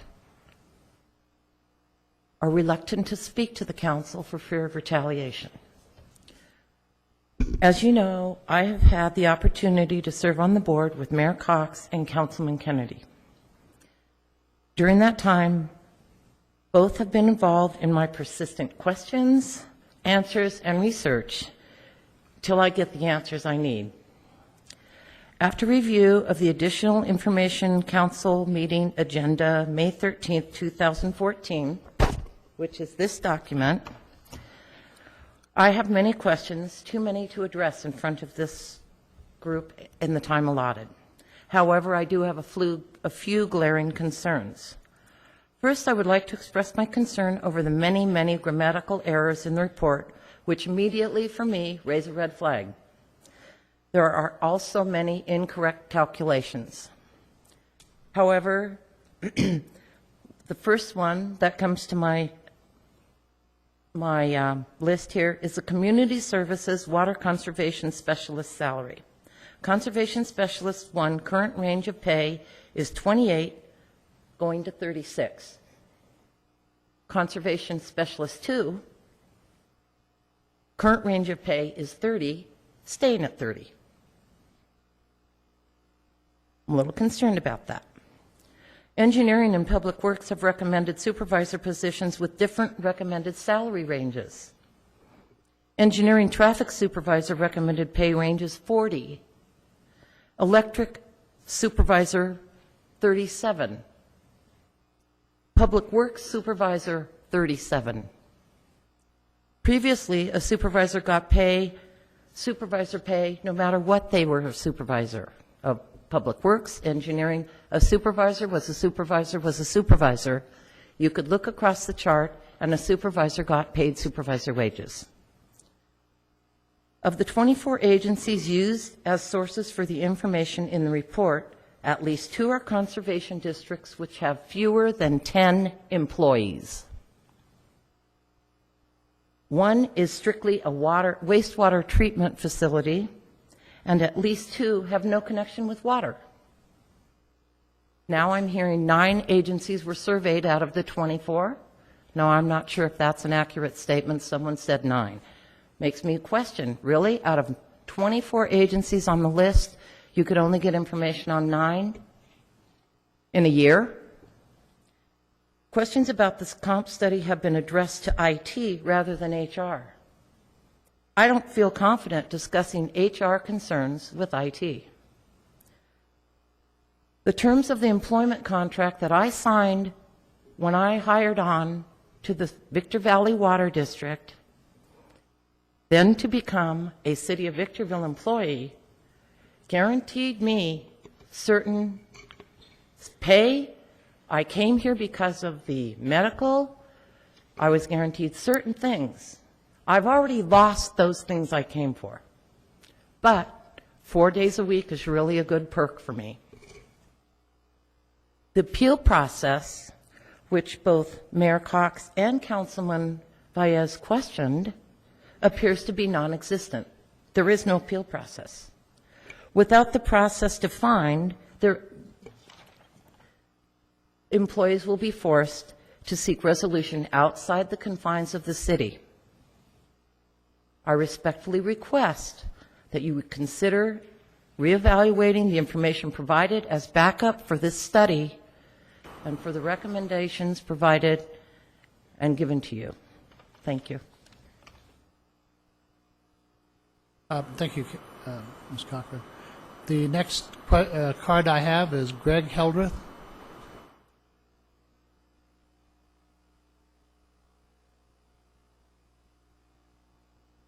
Mr. Mayor, ladies and gentlemen of the council, my name is Greg Heldreth. I started with the city of Victorville in 1989, and this is the first time that I've addressed the council from this podium. I've been through the economic upswings as well as the downturns, and I've experienced the cuts from 2009, and then whenever we had economic downturn, I understood. I don't understand why we're experiencing cuts today. I'm here to request that the decision regarding the implementation of the class and compensation study be postponed at least until mid-year for further review. I believe it is not fair for you as a council to have been brought this before you without having adequate time to truly vet out the details and having the budget expiring in just 2 weeks. I know that I have not had adequate time to investigate as far as my own position, particularly because the details have not been available yet for the employees to examine. I believe that the classification and compensation study is flawed. The first evidence is the amount of vacation accrual stated in the study. When we, the employees, were invited to a meeting with the city manager, Doug Robertson, he challenged us to find if we could find a city that offered more than 4 weeks of vacation. Within 10 minutes of the meeting, our secretary was able to verify 4 surrounding agencies that offered more than 4 weeks, and within an hour, she was able to find 6 more. When I started the city back in 1989, the accrual rate for vacation for employees serving more than 20 years exceeds that that's being proposed now. After this initial introduction to the class and compensation study, I looked at a few of the other sites, the other cities on the state controller's website to see how that my personal current position compared with others in the area. Most local agencies did not have a job classification that matched my own. Locally, the job duties and responsibilities that I am responsible for were spread between many different individuals. Once I did find positions that were comparable to mine, I found that the maximum hourly compensation was between 8 and 15% higher than my own. The benefit packages were also equal to or exceeded the city of Victorville's. The third area that I believe this class and comp study does not accurately investigate is regarding the 36-hour work week compared to 40-hour work week of others. What is the employee benefit having a 40-hour job versus having a 36-hour a week job? I know you've discussed earlier about the comparison as far as the 36 hours versus 40, but what I'm proposing to you is comparing the fact of having the opportunity to work a 40-hour work week versus a 36-hour work week. If you were going to go apply for a position in a city or any kind of position as a job, and you had one job that offers you a 36-hour work week and a second job that offers you a 40-hour work week, even though the hourly rate is the same, there are many of us that would choose a 40-hour work week in order to be able to provide for our families and provide a better lifestyle and income. Now, I understand that there are many employees within the city that do like having a 36-hour work week. However, I think it should be the option of an employee if we're going to make a true comparison rather than having a mandatory 36-hour cap, particularly in view of some of us that are hopefully getting closer to retirement age and will be retiring with a 36-hour work week salary, and then a 10% less retirement for the rest of our lives. So without having the opportunity to work a full 40-hour work week, I am limited by 10% for the rest of my life on my retirement accrual. Now, a four-day-a-week, 10-hour-a-day work schedule would work for many of us because there are a lot of employees that take a 30-minute lunch or actually in Public Works Department no lunch at all. So by working a 10-hour day within a 4-day-a-week hour, we could be able to accomplish that and give the opportunity for some employees that would choose it versus those that would choose to stay at 36. Another point that indicates the process is flawed is the way in which it deals with positions and individuals. There are some individuals that after having their positions reclassified, they are getting a new position without the position ever being opened up for recruitment. Other employees could be much more qualified for the new position, but they are not given the opportunity to even apply. So in other words, if you have 5 clerk typists, one of them happens to be in a position that's being upgraded, the other 5 clerk typists don't have the opportunity to be able to apply for that position. The one who is currently in that job is the one that's getting the promotion and the raise without ever qualifying for it, without ever having to go to competitive bidding, or even any other employee having the opportunity to try to apply for that position. Again, my request to this council is that the table of organization and compensation remain from fiscal year 2013 to 2014 until after a complete review of it could be possible and the implementation possibly at mid-year or later date. It's been over a year since this class and comp study was started, and certainly waiting to implement it would not have a great effect. Thank you for your time. Thank you, Greg. The next card that I have is Linda St. Louis.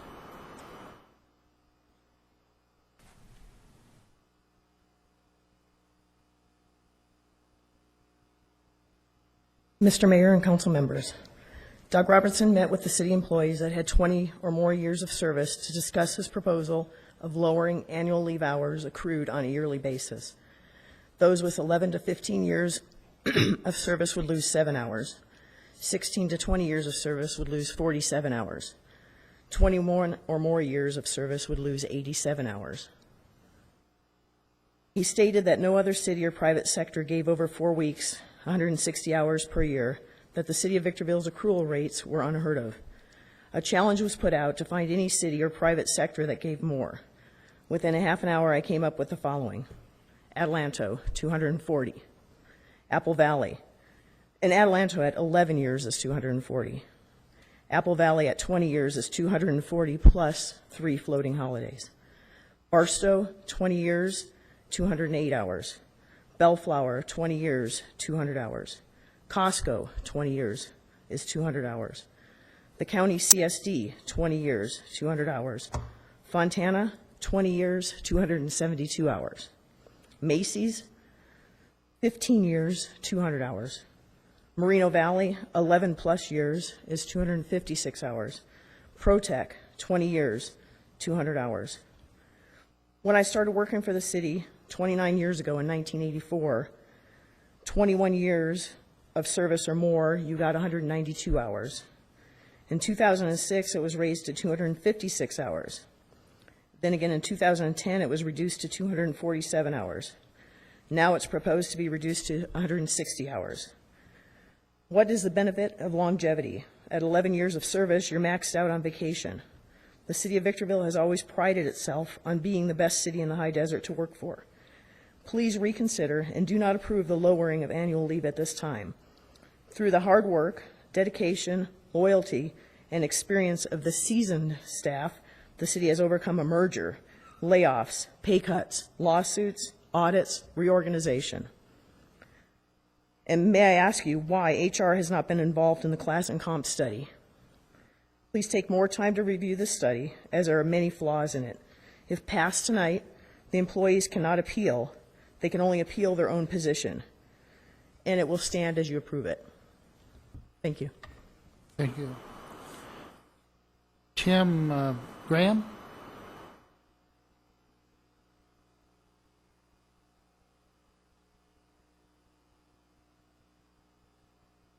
Hello.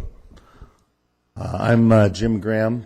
Actually, my name is James Graham. Thank you for taking the time to speak with me. I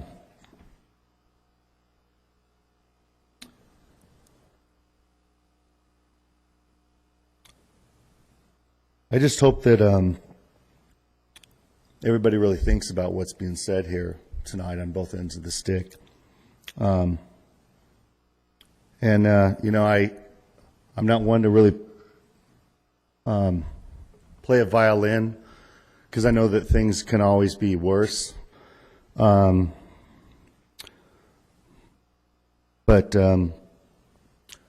things could be better too, and I just hope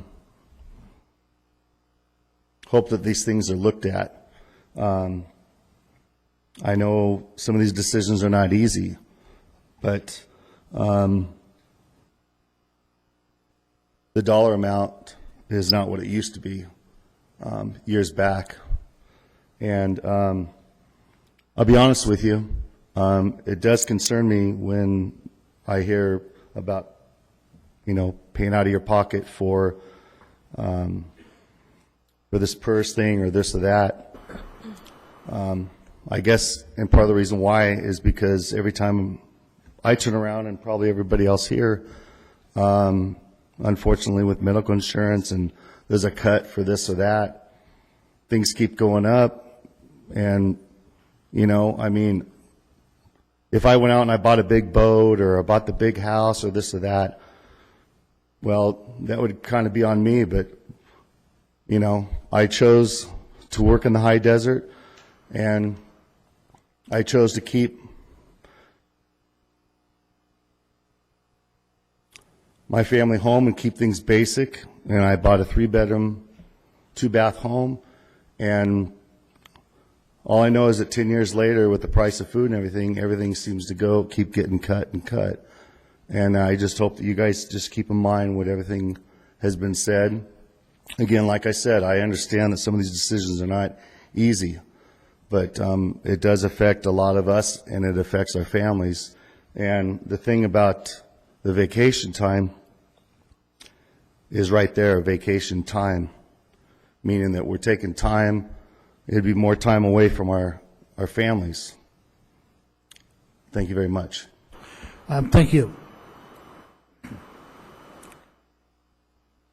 I unfortunately got something in my eye. Unless I've misplaced some cards, those were the only cards that I have received. I have a couple of cards for other items. Okay, there's no one coming. Okay, back to the council. Mr. Mayor, if I could clarify two things. One, the council, as you were told back in May, and the employees have been told, the appeal process is something that we purposely waited until we had a final council decision. The employees have been made aware that they can appeal the classification of their position. It would be inappropriate for them to appeal the classification of another position. Of course, they could always, in appealing their own classification, could cite those other positions as comparable for their own, but I don't want employees appealing that somebody else should change. With regard, and that's something that will be occurring in the next month to 2 months, that, as I said, that was shared with the council back in May. With regard to the one suggestion about mid-year implementation, certainly that's an option for the council to continue to study this issue. Just be advised that a mid-year implementation really does not work, simply because it's more of a fiscal year issue. If you were to implement it at mid-year, employees whose anniversary dates and things would come up between July 1st and December 31st would be left out, if you will. So just keep that in mind if you want us to continue to study this issue. One option that you would have available because of the structural issues that Councilmember Baez mentioned would be to direct us to implement it with some change to the vacation hours if the council so chooses. That's not a budgeted item, so it would not affect the budget. And also with further direction to study anything else in regard to the study itself. But the staff recommendation remains implementation as of July 1st.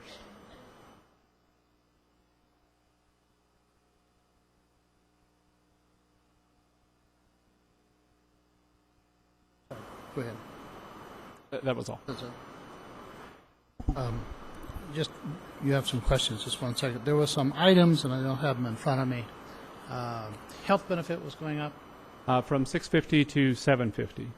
and were there other items that were going up in that dental eyeglass? No, nothing in those. That's the total that could be used for health, for dental or eyeglass, depending on your own situation. Okay. I know what it was. For those individuals not taking the health insurance, it's $200 a month. That's going to $250. That's the recommendation would be to have that go to $250. Okay. Councilmember Baez, you have questions? Regarding the public comment, regarding quoting all of the private sector, like Macy's and Costco for the vacation, that's my point exactly, is that they're going to offer more on one end because they don't pay the retirement. So they could be inflated. Usually they're not inflated for like line staff, but when you get up into management, then it gets the salaries go way up. So that's just point in case, because I find it hard to believe that we're competing with Macy's. So to me, that wouldn't even be a comparative. Or Costco. Nobody's going to go work for those wages and leave a public sector job that has these types of benefits in retirement. So to me, we wouldn't use those as comparatives. And then also, regarding, I did not understand why, when I met with staff, IT was the one talking and HR was saying nothing. So I am concerned about that, because to me, I don't understand that. It should just be HR that we're dealing with. So, and then also, normally when you're going to present a salary survey, this takes months to go through, especially a city this large. And I was a little bit frustrated that it's like, bam, and it's in the budget, when we had approved this, over a year and something ago, and then now we're just now getting the results. It's already outdated, like I said, with the information with Hesperia and Apple Valley's increases just recently. And they weren't called cost of living raises. They were called restorative. So how they justify that, I don't know. But those are some of the issues that I have. And I would like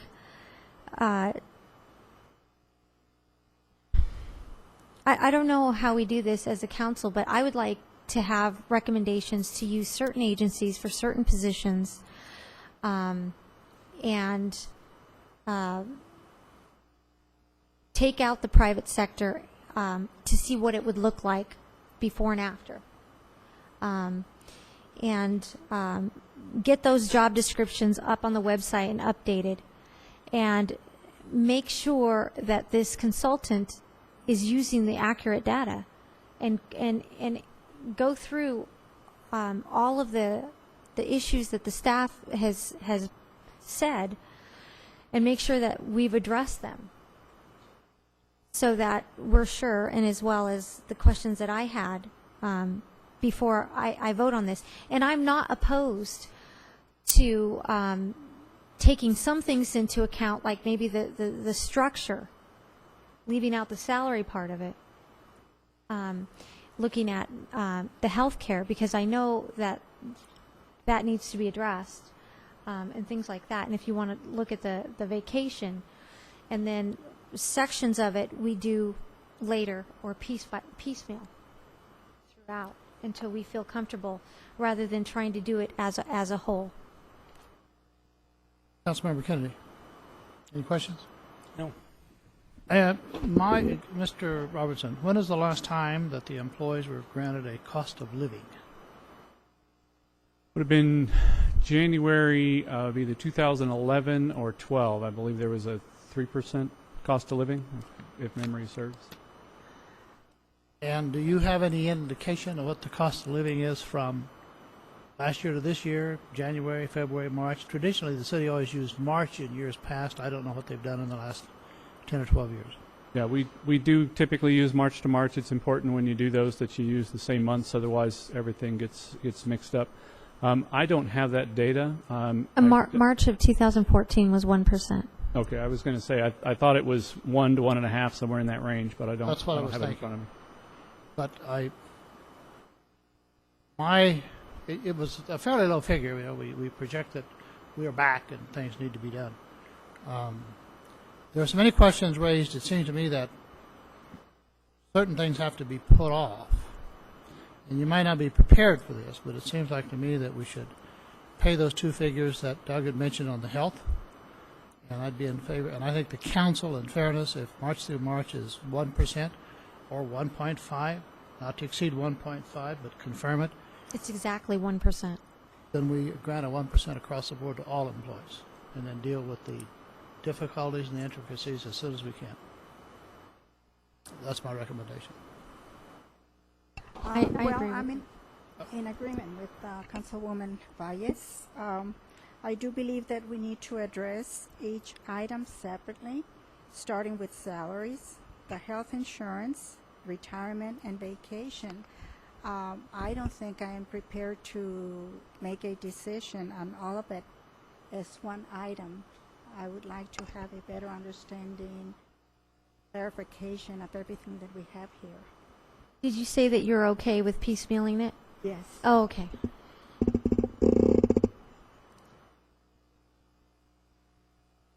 Any other comments? Okay, the item that you have before us that we have moved up so that we can go back and hold the public hearing is from the Administrative Services Department on the Resolution Table of Organization. If I read the council correctly, there have been so many questions raised by both the council and employees that this justifies a closer study and a closer look at the agencies that are going to be compared, both for salaries and benefits, which obviously would not take a year, which ought to be done as soon as possible. That we can go ahead and grant the health, which is $50 in one case, and whatever the number is, I'm sorry, it's $100 in the other case. And I don't know what the council thinks about the cost of living, but this is something that's totally outside the employees, totally outside what's going to happen. If you turn around and do another survey, it's automatically off. As Ms. Valles pointed out, it's out of date. We thought we would get this 6 months ago. If we did it right now, in a month from now, it'll be out of date because of the cost of living. And that's why I'm in favor of rather the cost of living. Cost of living is something the employees can't help. It costs them 1% more, regardless of where we're at. That I think that should be granted, but that's up to the council to agree with me or not. And then, of course, the table of organization and the compensation presented. The rest of that be continued, and that we get on this as soon as possible and get it nailed down. And take a look at the job descriptions, plus the position classification study, and as best as we possibly can, answer all the questions that have been presented to us by the testimony from members of the audience. Comments from the council?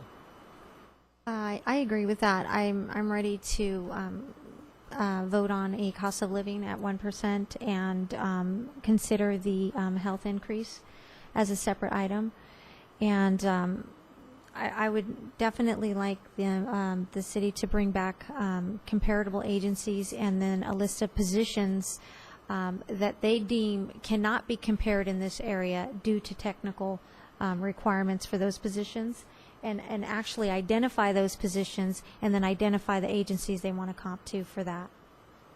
And the current salary benefits, with the exception of the 1% cost of living and assuming the cost of the health insurance, would remain the same. That's understood. No cuts at this point in No time. cuts and no increases to the salaries besides if they Exactly. get the 1% at this time. We, because you're an employee and you've been here a long time, you have your hand up. We can't start a debate. We could hear all night, but if it's important, come on up.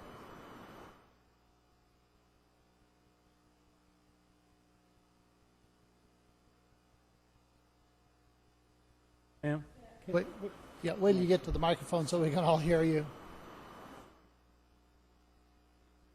Hold the microphone down and speak into it, please. Thank you. My name is Yvonne Bush, and I'm a long-term employee. And what happened to me with the consultant and the survey, they completely overlooked my position because they ran out of time the day they were doing the interviews and they had a plane to catch. So they said they would do a phone interview, never did. 8 months later, after I kept asking, they finally talked to me and said, oh, well, it's already done. The survey is already completed. They had not spoken to my supervisor. They had not spoken to me. Nothing. So they have recommended changing my title from management technician to water technician. I've done some checking. My position is nowhere near a water technician because what I do is administrative work for the water department. And so I thought this may have happened to other people too because they had their plane to catch. And I just don't think that's fair, so I just wanted to ask for a closer look.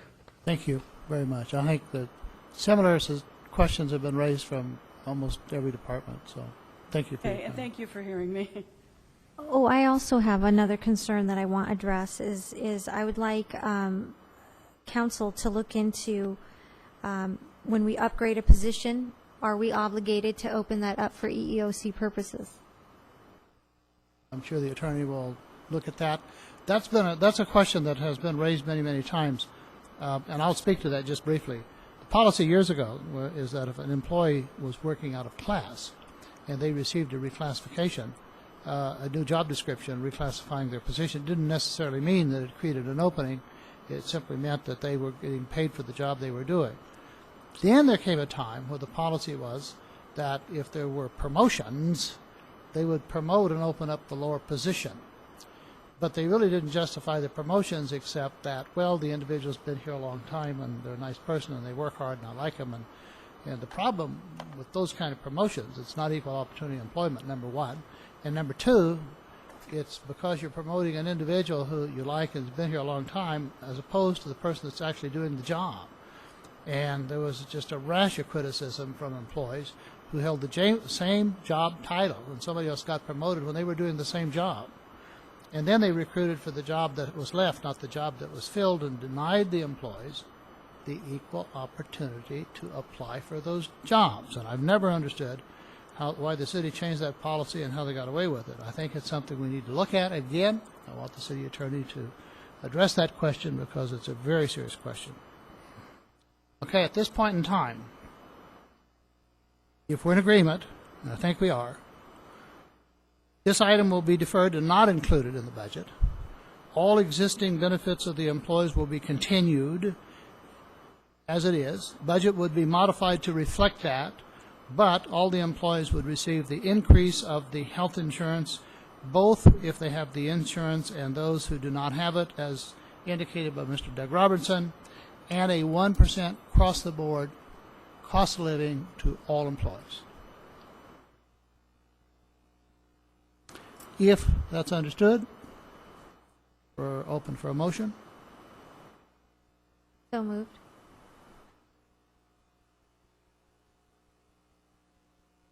We have a motion and a second. Motion by Councilmember Valles, second by Councilmember Garcia. Uh-oh.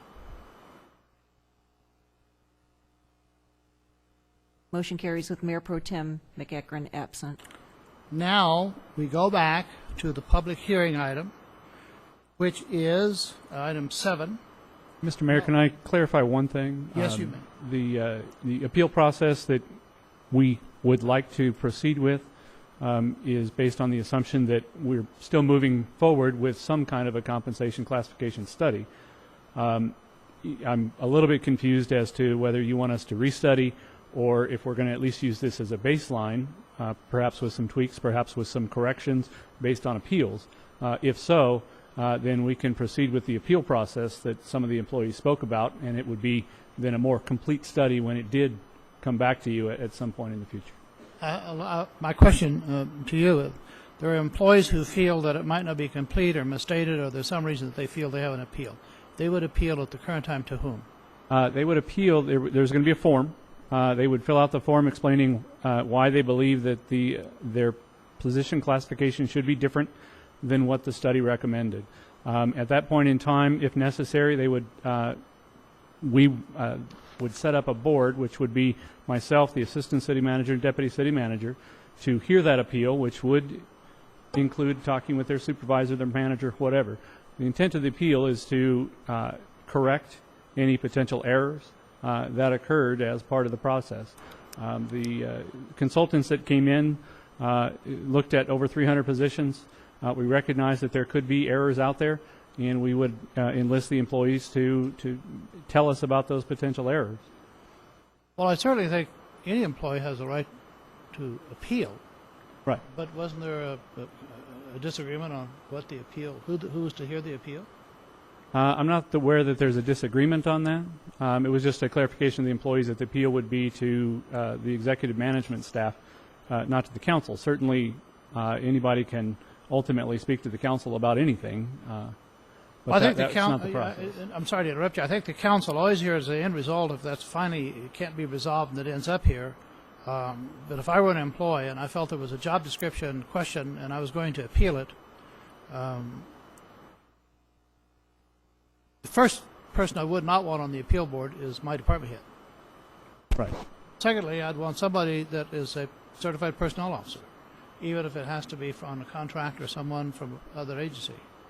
That's where you get the fairness of listening to the appeal and getting an unbiased decision, I would think. If they don't object, that's up to the employee, but that would be my preference. As long as every employee has the right to appeal, I think they have to have that right. Yeah, they've been told they have that right since day one. As I indicated earlier, the reason why we haven't offered the appeals was because we didn't have any indication from council on your appetite for implementation. If you didn't want to implement it, then there was no reason to go through all of those appeals.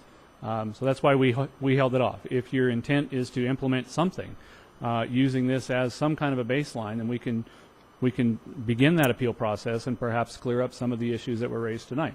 If it's the council's desire, and I agree, I have no problem bringing in some kind of a third party, if that's the council's desire. It's not a problem for me at all. I think that's a very good point. It should be a neutral appeal board, and I think that we have enough member agencies that could lend HR support to that board to make, sure it's done fair.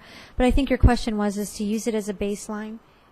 Yeah, I think we should use it as a baseline because that's what we have. It is what we have. You heard what my issues are and what the council's issues are. So if those can be addressed in that, as well as whatever forms are filled out. And I don't necessarily know if I like limiting them to, this is a public document. If they have a question about another position, I think that they should be allowed to ask it, because this is public money. So I think that we shouldn't limit their questions to just their position. There might be somebody out there that's too scared to come forward, and somebody that's more bold and says, I don't care, I'm going to ask. My statement regarding appealing someone else's position essentially comes from several employees who I've heard from or heard of saying that, person X in this position shouldn't be that high. He or she should be lower than that. And so my intent is that I do not want to allow employees to appeal that someone else in another position should have a lower pay than what the study recommends. I think that you're going to talk about an appeal. The appellate has to be the individual affected. It has to be their job description, their working conditions, their salary. If any employees ever have any questions, I've been 100% open to them, with the exception of an appeal at this point, because we were waiting for direction. That's the only thing that I'm aware of that I've ever said, no, I'm not going to talk about that right now. Well, I think to do it this way is a great starting point. After a while, we may see some flaws and want to further correct it. We're going to get input from the employees. I mean, they do this every day. They work with the public. They know what the rules are. They have constant dialogue with employees and other agencies. In fact, they probably contain as much information about the whole process as any of us do. So I think their input is going to be valuable through this. We may want to amend that and include some things or delete it, but we're open. As are we. Yeah, I know you are. Thank you, Doug. Okay, we're back to the budget, and with all those corrections in the budget, with the cost of living for all the employees, the increase in the cost of health insurance, with the employees, whatever the salary and whatever they are now will continue, with the assurance from this council that this document will be looked at again as soon as possible. It's not going to be a year from now. We're back to the public hearing, and I'm going to open the public hearing in regard to, where were we? Adopting the annual budget, the Victorville Water District budget, SCLA, and was there another one? Item B7, and I think it has budgets for all of the various entities. Library, yes, okay. And with this hearing is the understanding that the golf course portion is not included. Does that mean we have to re-advertise, or do we advertise this? Because we can't, Mr. Kennedy and I can't participate, but we do want to vote on all the other issues. The understanding is that any discussion on the golf course portion of the budget will be deferred and continued to June 24th. Thank you. All right. I do not have a card. But any member of the audience that wants to speak on this item, and therefore I'm going to close the public hearing. Council members, if there are no questions, chair is open for a motion. In regard to those 4 resolutions, or 3, which is 4. Motion by Councilmember Valles, second by Councilmember Kennedy. Again, just for the record, we are approving a budget with no impact on the golf course. Or the comp study. Or the comp study, sorry. Motion carries with Mayor Pro Tem McEachron absent.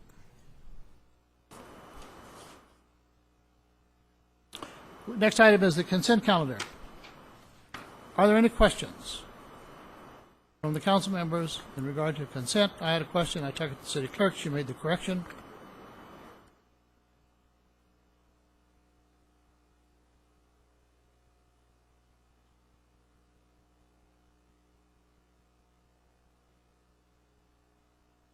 Consent, and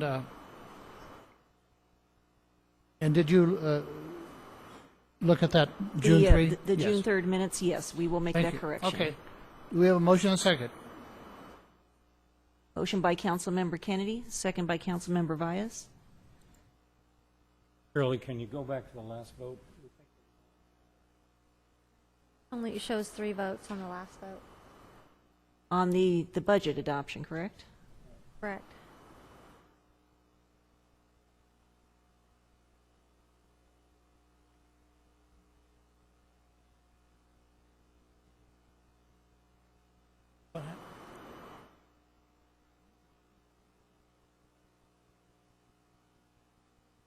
I show the motion, the second. Okay, I have Councilmember Garcia voting, but it looks like it came in after the other votes. It's a single vote, so I do show her voting on that item. Okay. As long as you have it. So for the record, it was unanimous of the 4 members voting. Yes.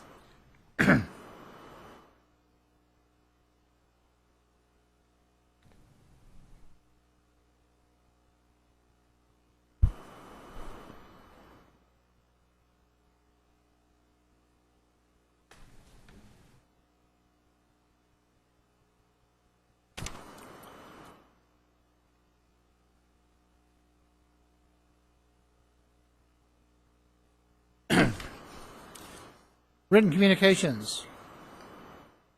D1. Request the City Council authorize the mayor to execute the contract with San Bernardino County Fire Protection District for collection of household hazardous waste. No questions. Vote for motion. Motion by Councilmember Vyas, second by Councilmember Kennedy.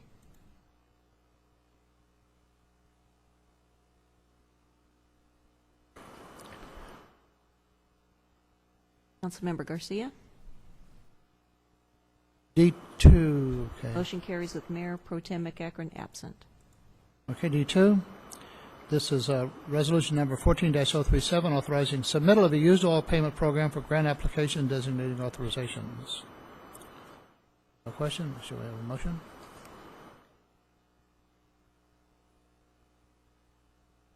Motion by Councilmember Kennedy, second by Councilmember Vyas.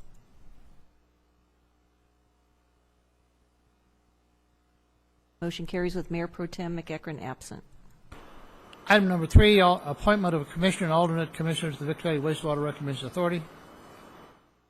I am going to be going to that next meeting. I wasn't prepared to do so. I canceled a meeting, but we still should adopt this just in case the two members are unable to attend.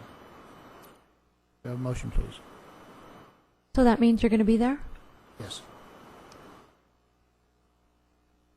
It's okay for me to vote? Yes. Motion by Councilmember Garcia, second by Councilmember Vyas. Oh, wait a minute. I made that because I made all provisions to go. Was that at the same time as that?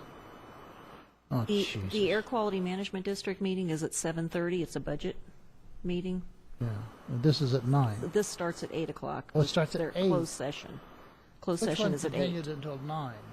The meeting on June 26th starts at 9. Okay, I'm sorry. Yeah, I cannot. I'll be there, but I'll be late. So Does that mean I have to go now? that means you have to go. Oh, Sorry I about thought that. I got out of it.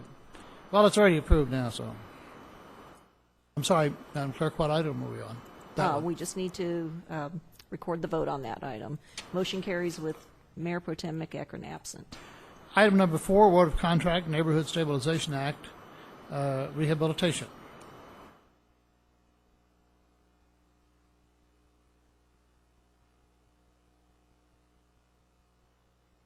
Motion by Councilmember Garcia, second by Councilmember Kennedy.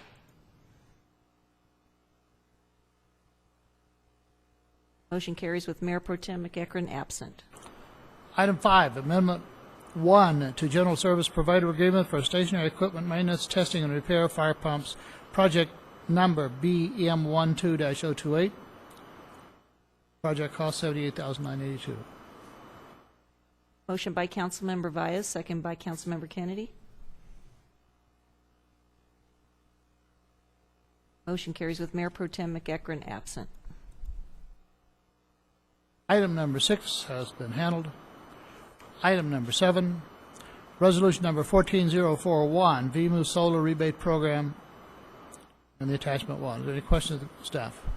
If there are no questions of staff, Chair's up for a motion.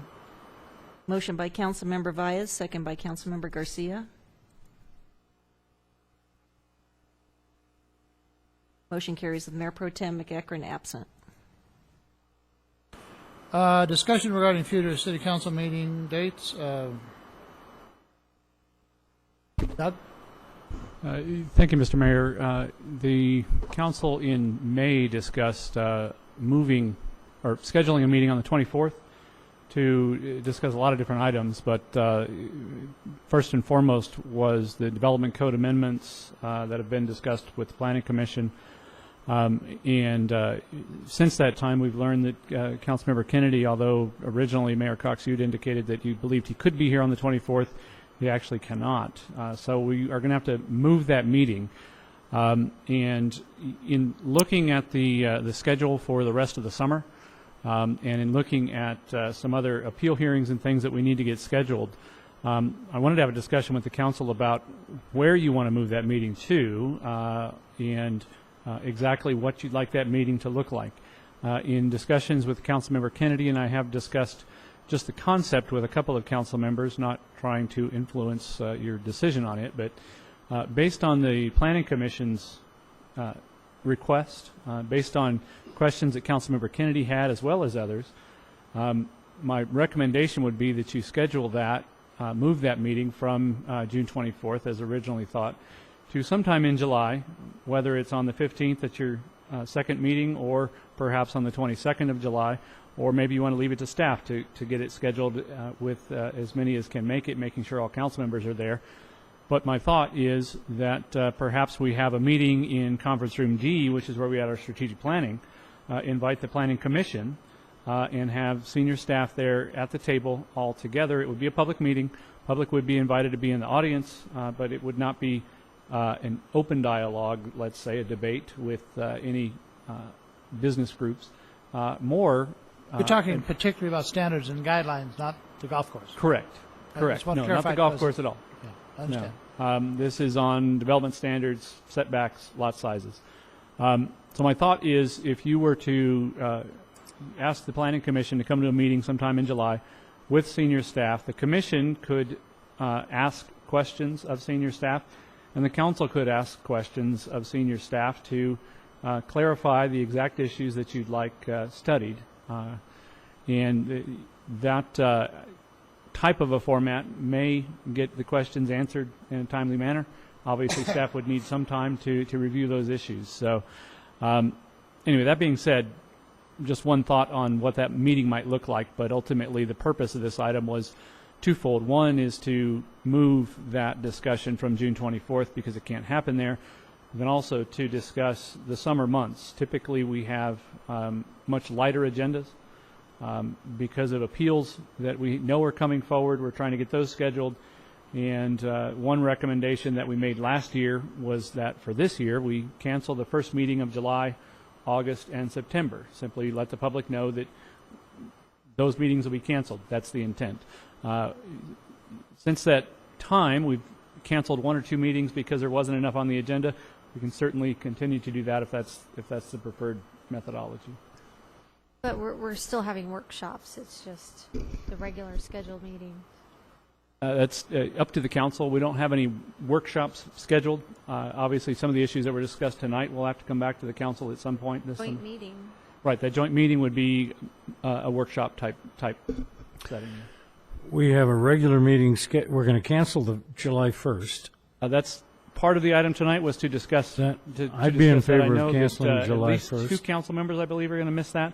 I will not be available on July 1st as well. No reason to have that meeting. There's not going to be full I think a meeting on a regular meeting on the 15th makes sense, and something on the 22nd would work for me if that matters. I do want to say I thought our strategic planning session in the other conference room with more of a circular format, sitting around a table. I wouldn't even mind moving the table to the absolute center of the room and let everybody sit around the outside. It led to discussion and a little freer flow of ideas. It wasn't so formal. It didn't have people there making a pitch for something. It facilitated a better discussion. And I'm kind of at a place where I think we need to talk about the things that really matter to us, which are development standards and setbacks. Building standards, and lot size stuff is going to follow where it follows. I don't know. But I think those things need to be on the first things on the table. comments. I'm in agreement. Right. Hey, Doug? Okay, so we will cancel the July 1st meeting. Yes. And then Carol Lee will work with the Planning Commission Secretary to try to schedule something for later in July, maybe the 22nd or 29th if we agree. July that 15th, Tuesday is hopefully, but if it doesn't work, certainly within a... 15th is a regularly scheduled meeting. Oh, So that would be a regular this agenda. we're talking about the, okay. Right. So we'll have the regular scheduled meeting July 15, and then probably, 22nd, if you can... Yeah, I'm not available the 29th, so for me, 22nd works. 22nd? Well, I could. I'm on vacation at the beach. If we do it on 29th, I will drive up for that meeting. I will. We'll send a motorcycle to pick you up. We're all set? Okay. Is there any discussion about the August and September meetings, Doug, or not? I Just keep haven't those heard on the anything. schedule? Does the council have any desire to either cancel them now or just play it by ear? We can go either way. I don't have an objection to council it if we don't have business, but I'd hate to do it and have to call it because we have business. I think we should just keep it on our calendar, and if you need it, if you don't have anything, then cancel. All right, we can do that. That's what we've been doing. We can take an action at least a week or so before saying the meeting is canceled and let everybody know. Is everybody going to be here for the first meeting in August? Because we're trying to schedule an appeal hearing that I think all council members will want to participate in. I should be here. Is everybody going to be here at the first meeting in August? I will be here. August 5th, yes. Okay. Oh, wait. Uh-oh. Uh-oh. Uh-oh.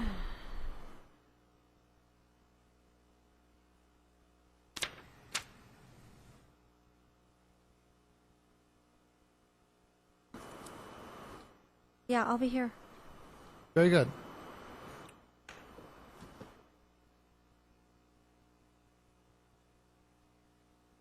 Madam Clerk, what item are we on?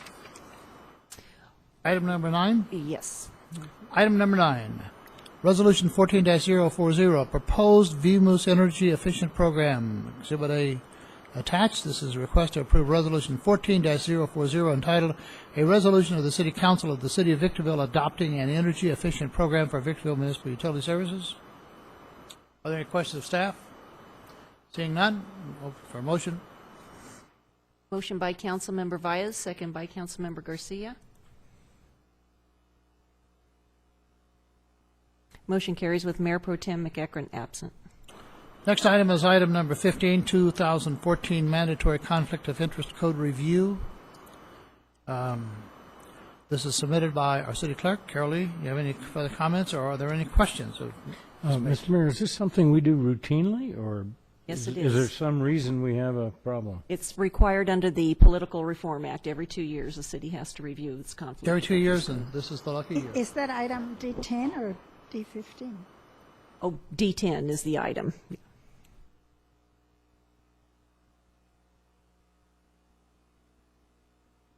Motion by Councilmember Kennedy, second by Councilmember Garcia.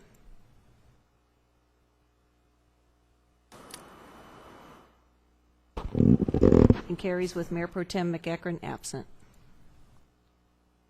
We are now at the public comment period. I have 2 cards.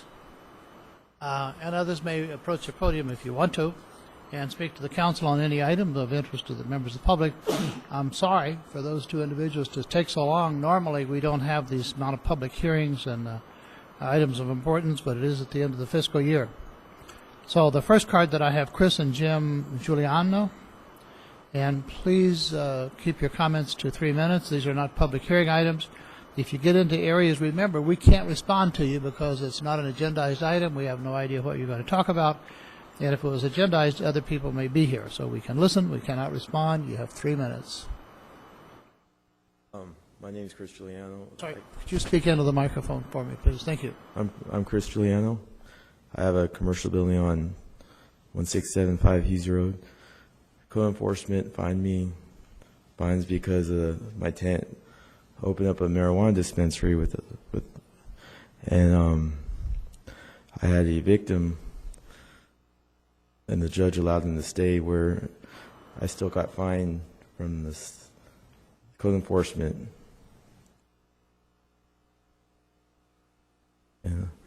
I'm sorry. We have no choice. The council member has to leave. Go ahead. Well, I kept getting fined by the code enforcement because he was still in there, and the judge gave him a writ to stay in my commercial building at my will. So I kept getting fined by the code enforcement. Code enforcement got a lien for $83,000 on my commercial building in Victorville. Say that again. How much were you fined? $83,000 lien on my property. Just so I understand correctly, you're the landlord. Yes. You had a guy open up a legal marijuana dispensary. I asked him to get a business. Well, I didn't permit a marijuana dispensary in my commercial building. He said he was going to open up a medical supply business. So when I found out, I go, well, if you're going to have a marijuana dispensary, you got to get a business license and insurance and do it properly. And so besides, I wanted them out. And then when code enforcement got involved, they started finding me. So I had to, I evicted them, and the judge gave him a writ to stay in my property, where I still got fined after that. And he's out now, and I still have an $83,000 lien on my property. Okay, well, this is not an agendized item, and we can't go into a discussion. We can refer this to the city attorney and the city manager. Doug, you'll take notes on that. I have the card. You can contact Mr. Giuliani later. He will be contacting you. Thank you for your comments. And the next individual is Sonny.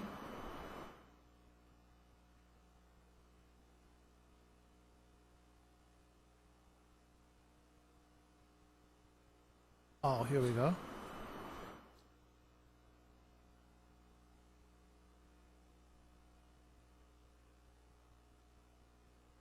Hello. Hello, Mayor and Councilman. This is my situation, so I'm just going to read it to you briefly, to whom it may concern. I apologize for I have a financial trash bill, and it's delinquent, and I'm please asking to grant me an extension on my trash bill for at least 1 year so I can get my payments together, because once the trash bill comes on, it's going to go on my mortgage payment, which will increase my mortgage payment higher. And we just recently, my son just had 3 kidney stone surgeries, so that kind of gave us a setback. So I'm asking for an extension on... Would you read them the letter? I am reading them. We'll put your glasses on. I'm asking for an extension for my trash bill so I could pay it little at a time, so it doesn't go on my taxes, which will then go on my payment on the house. And my son, like I said, had 3 surgeries at Cedars-Sinai, and that gave us a setback. And with the economy the way it's been these past several years, it's really got us really pretty low. We've been here in Victorville for 25 years, and we've never had any problem, and I'd appreciate if you could take this into consideration. Why don't you read them the letter? I just did. No, you didn't read it all. Yeah. We'll tell them to whom they make it.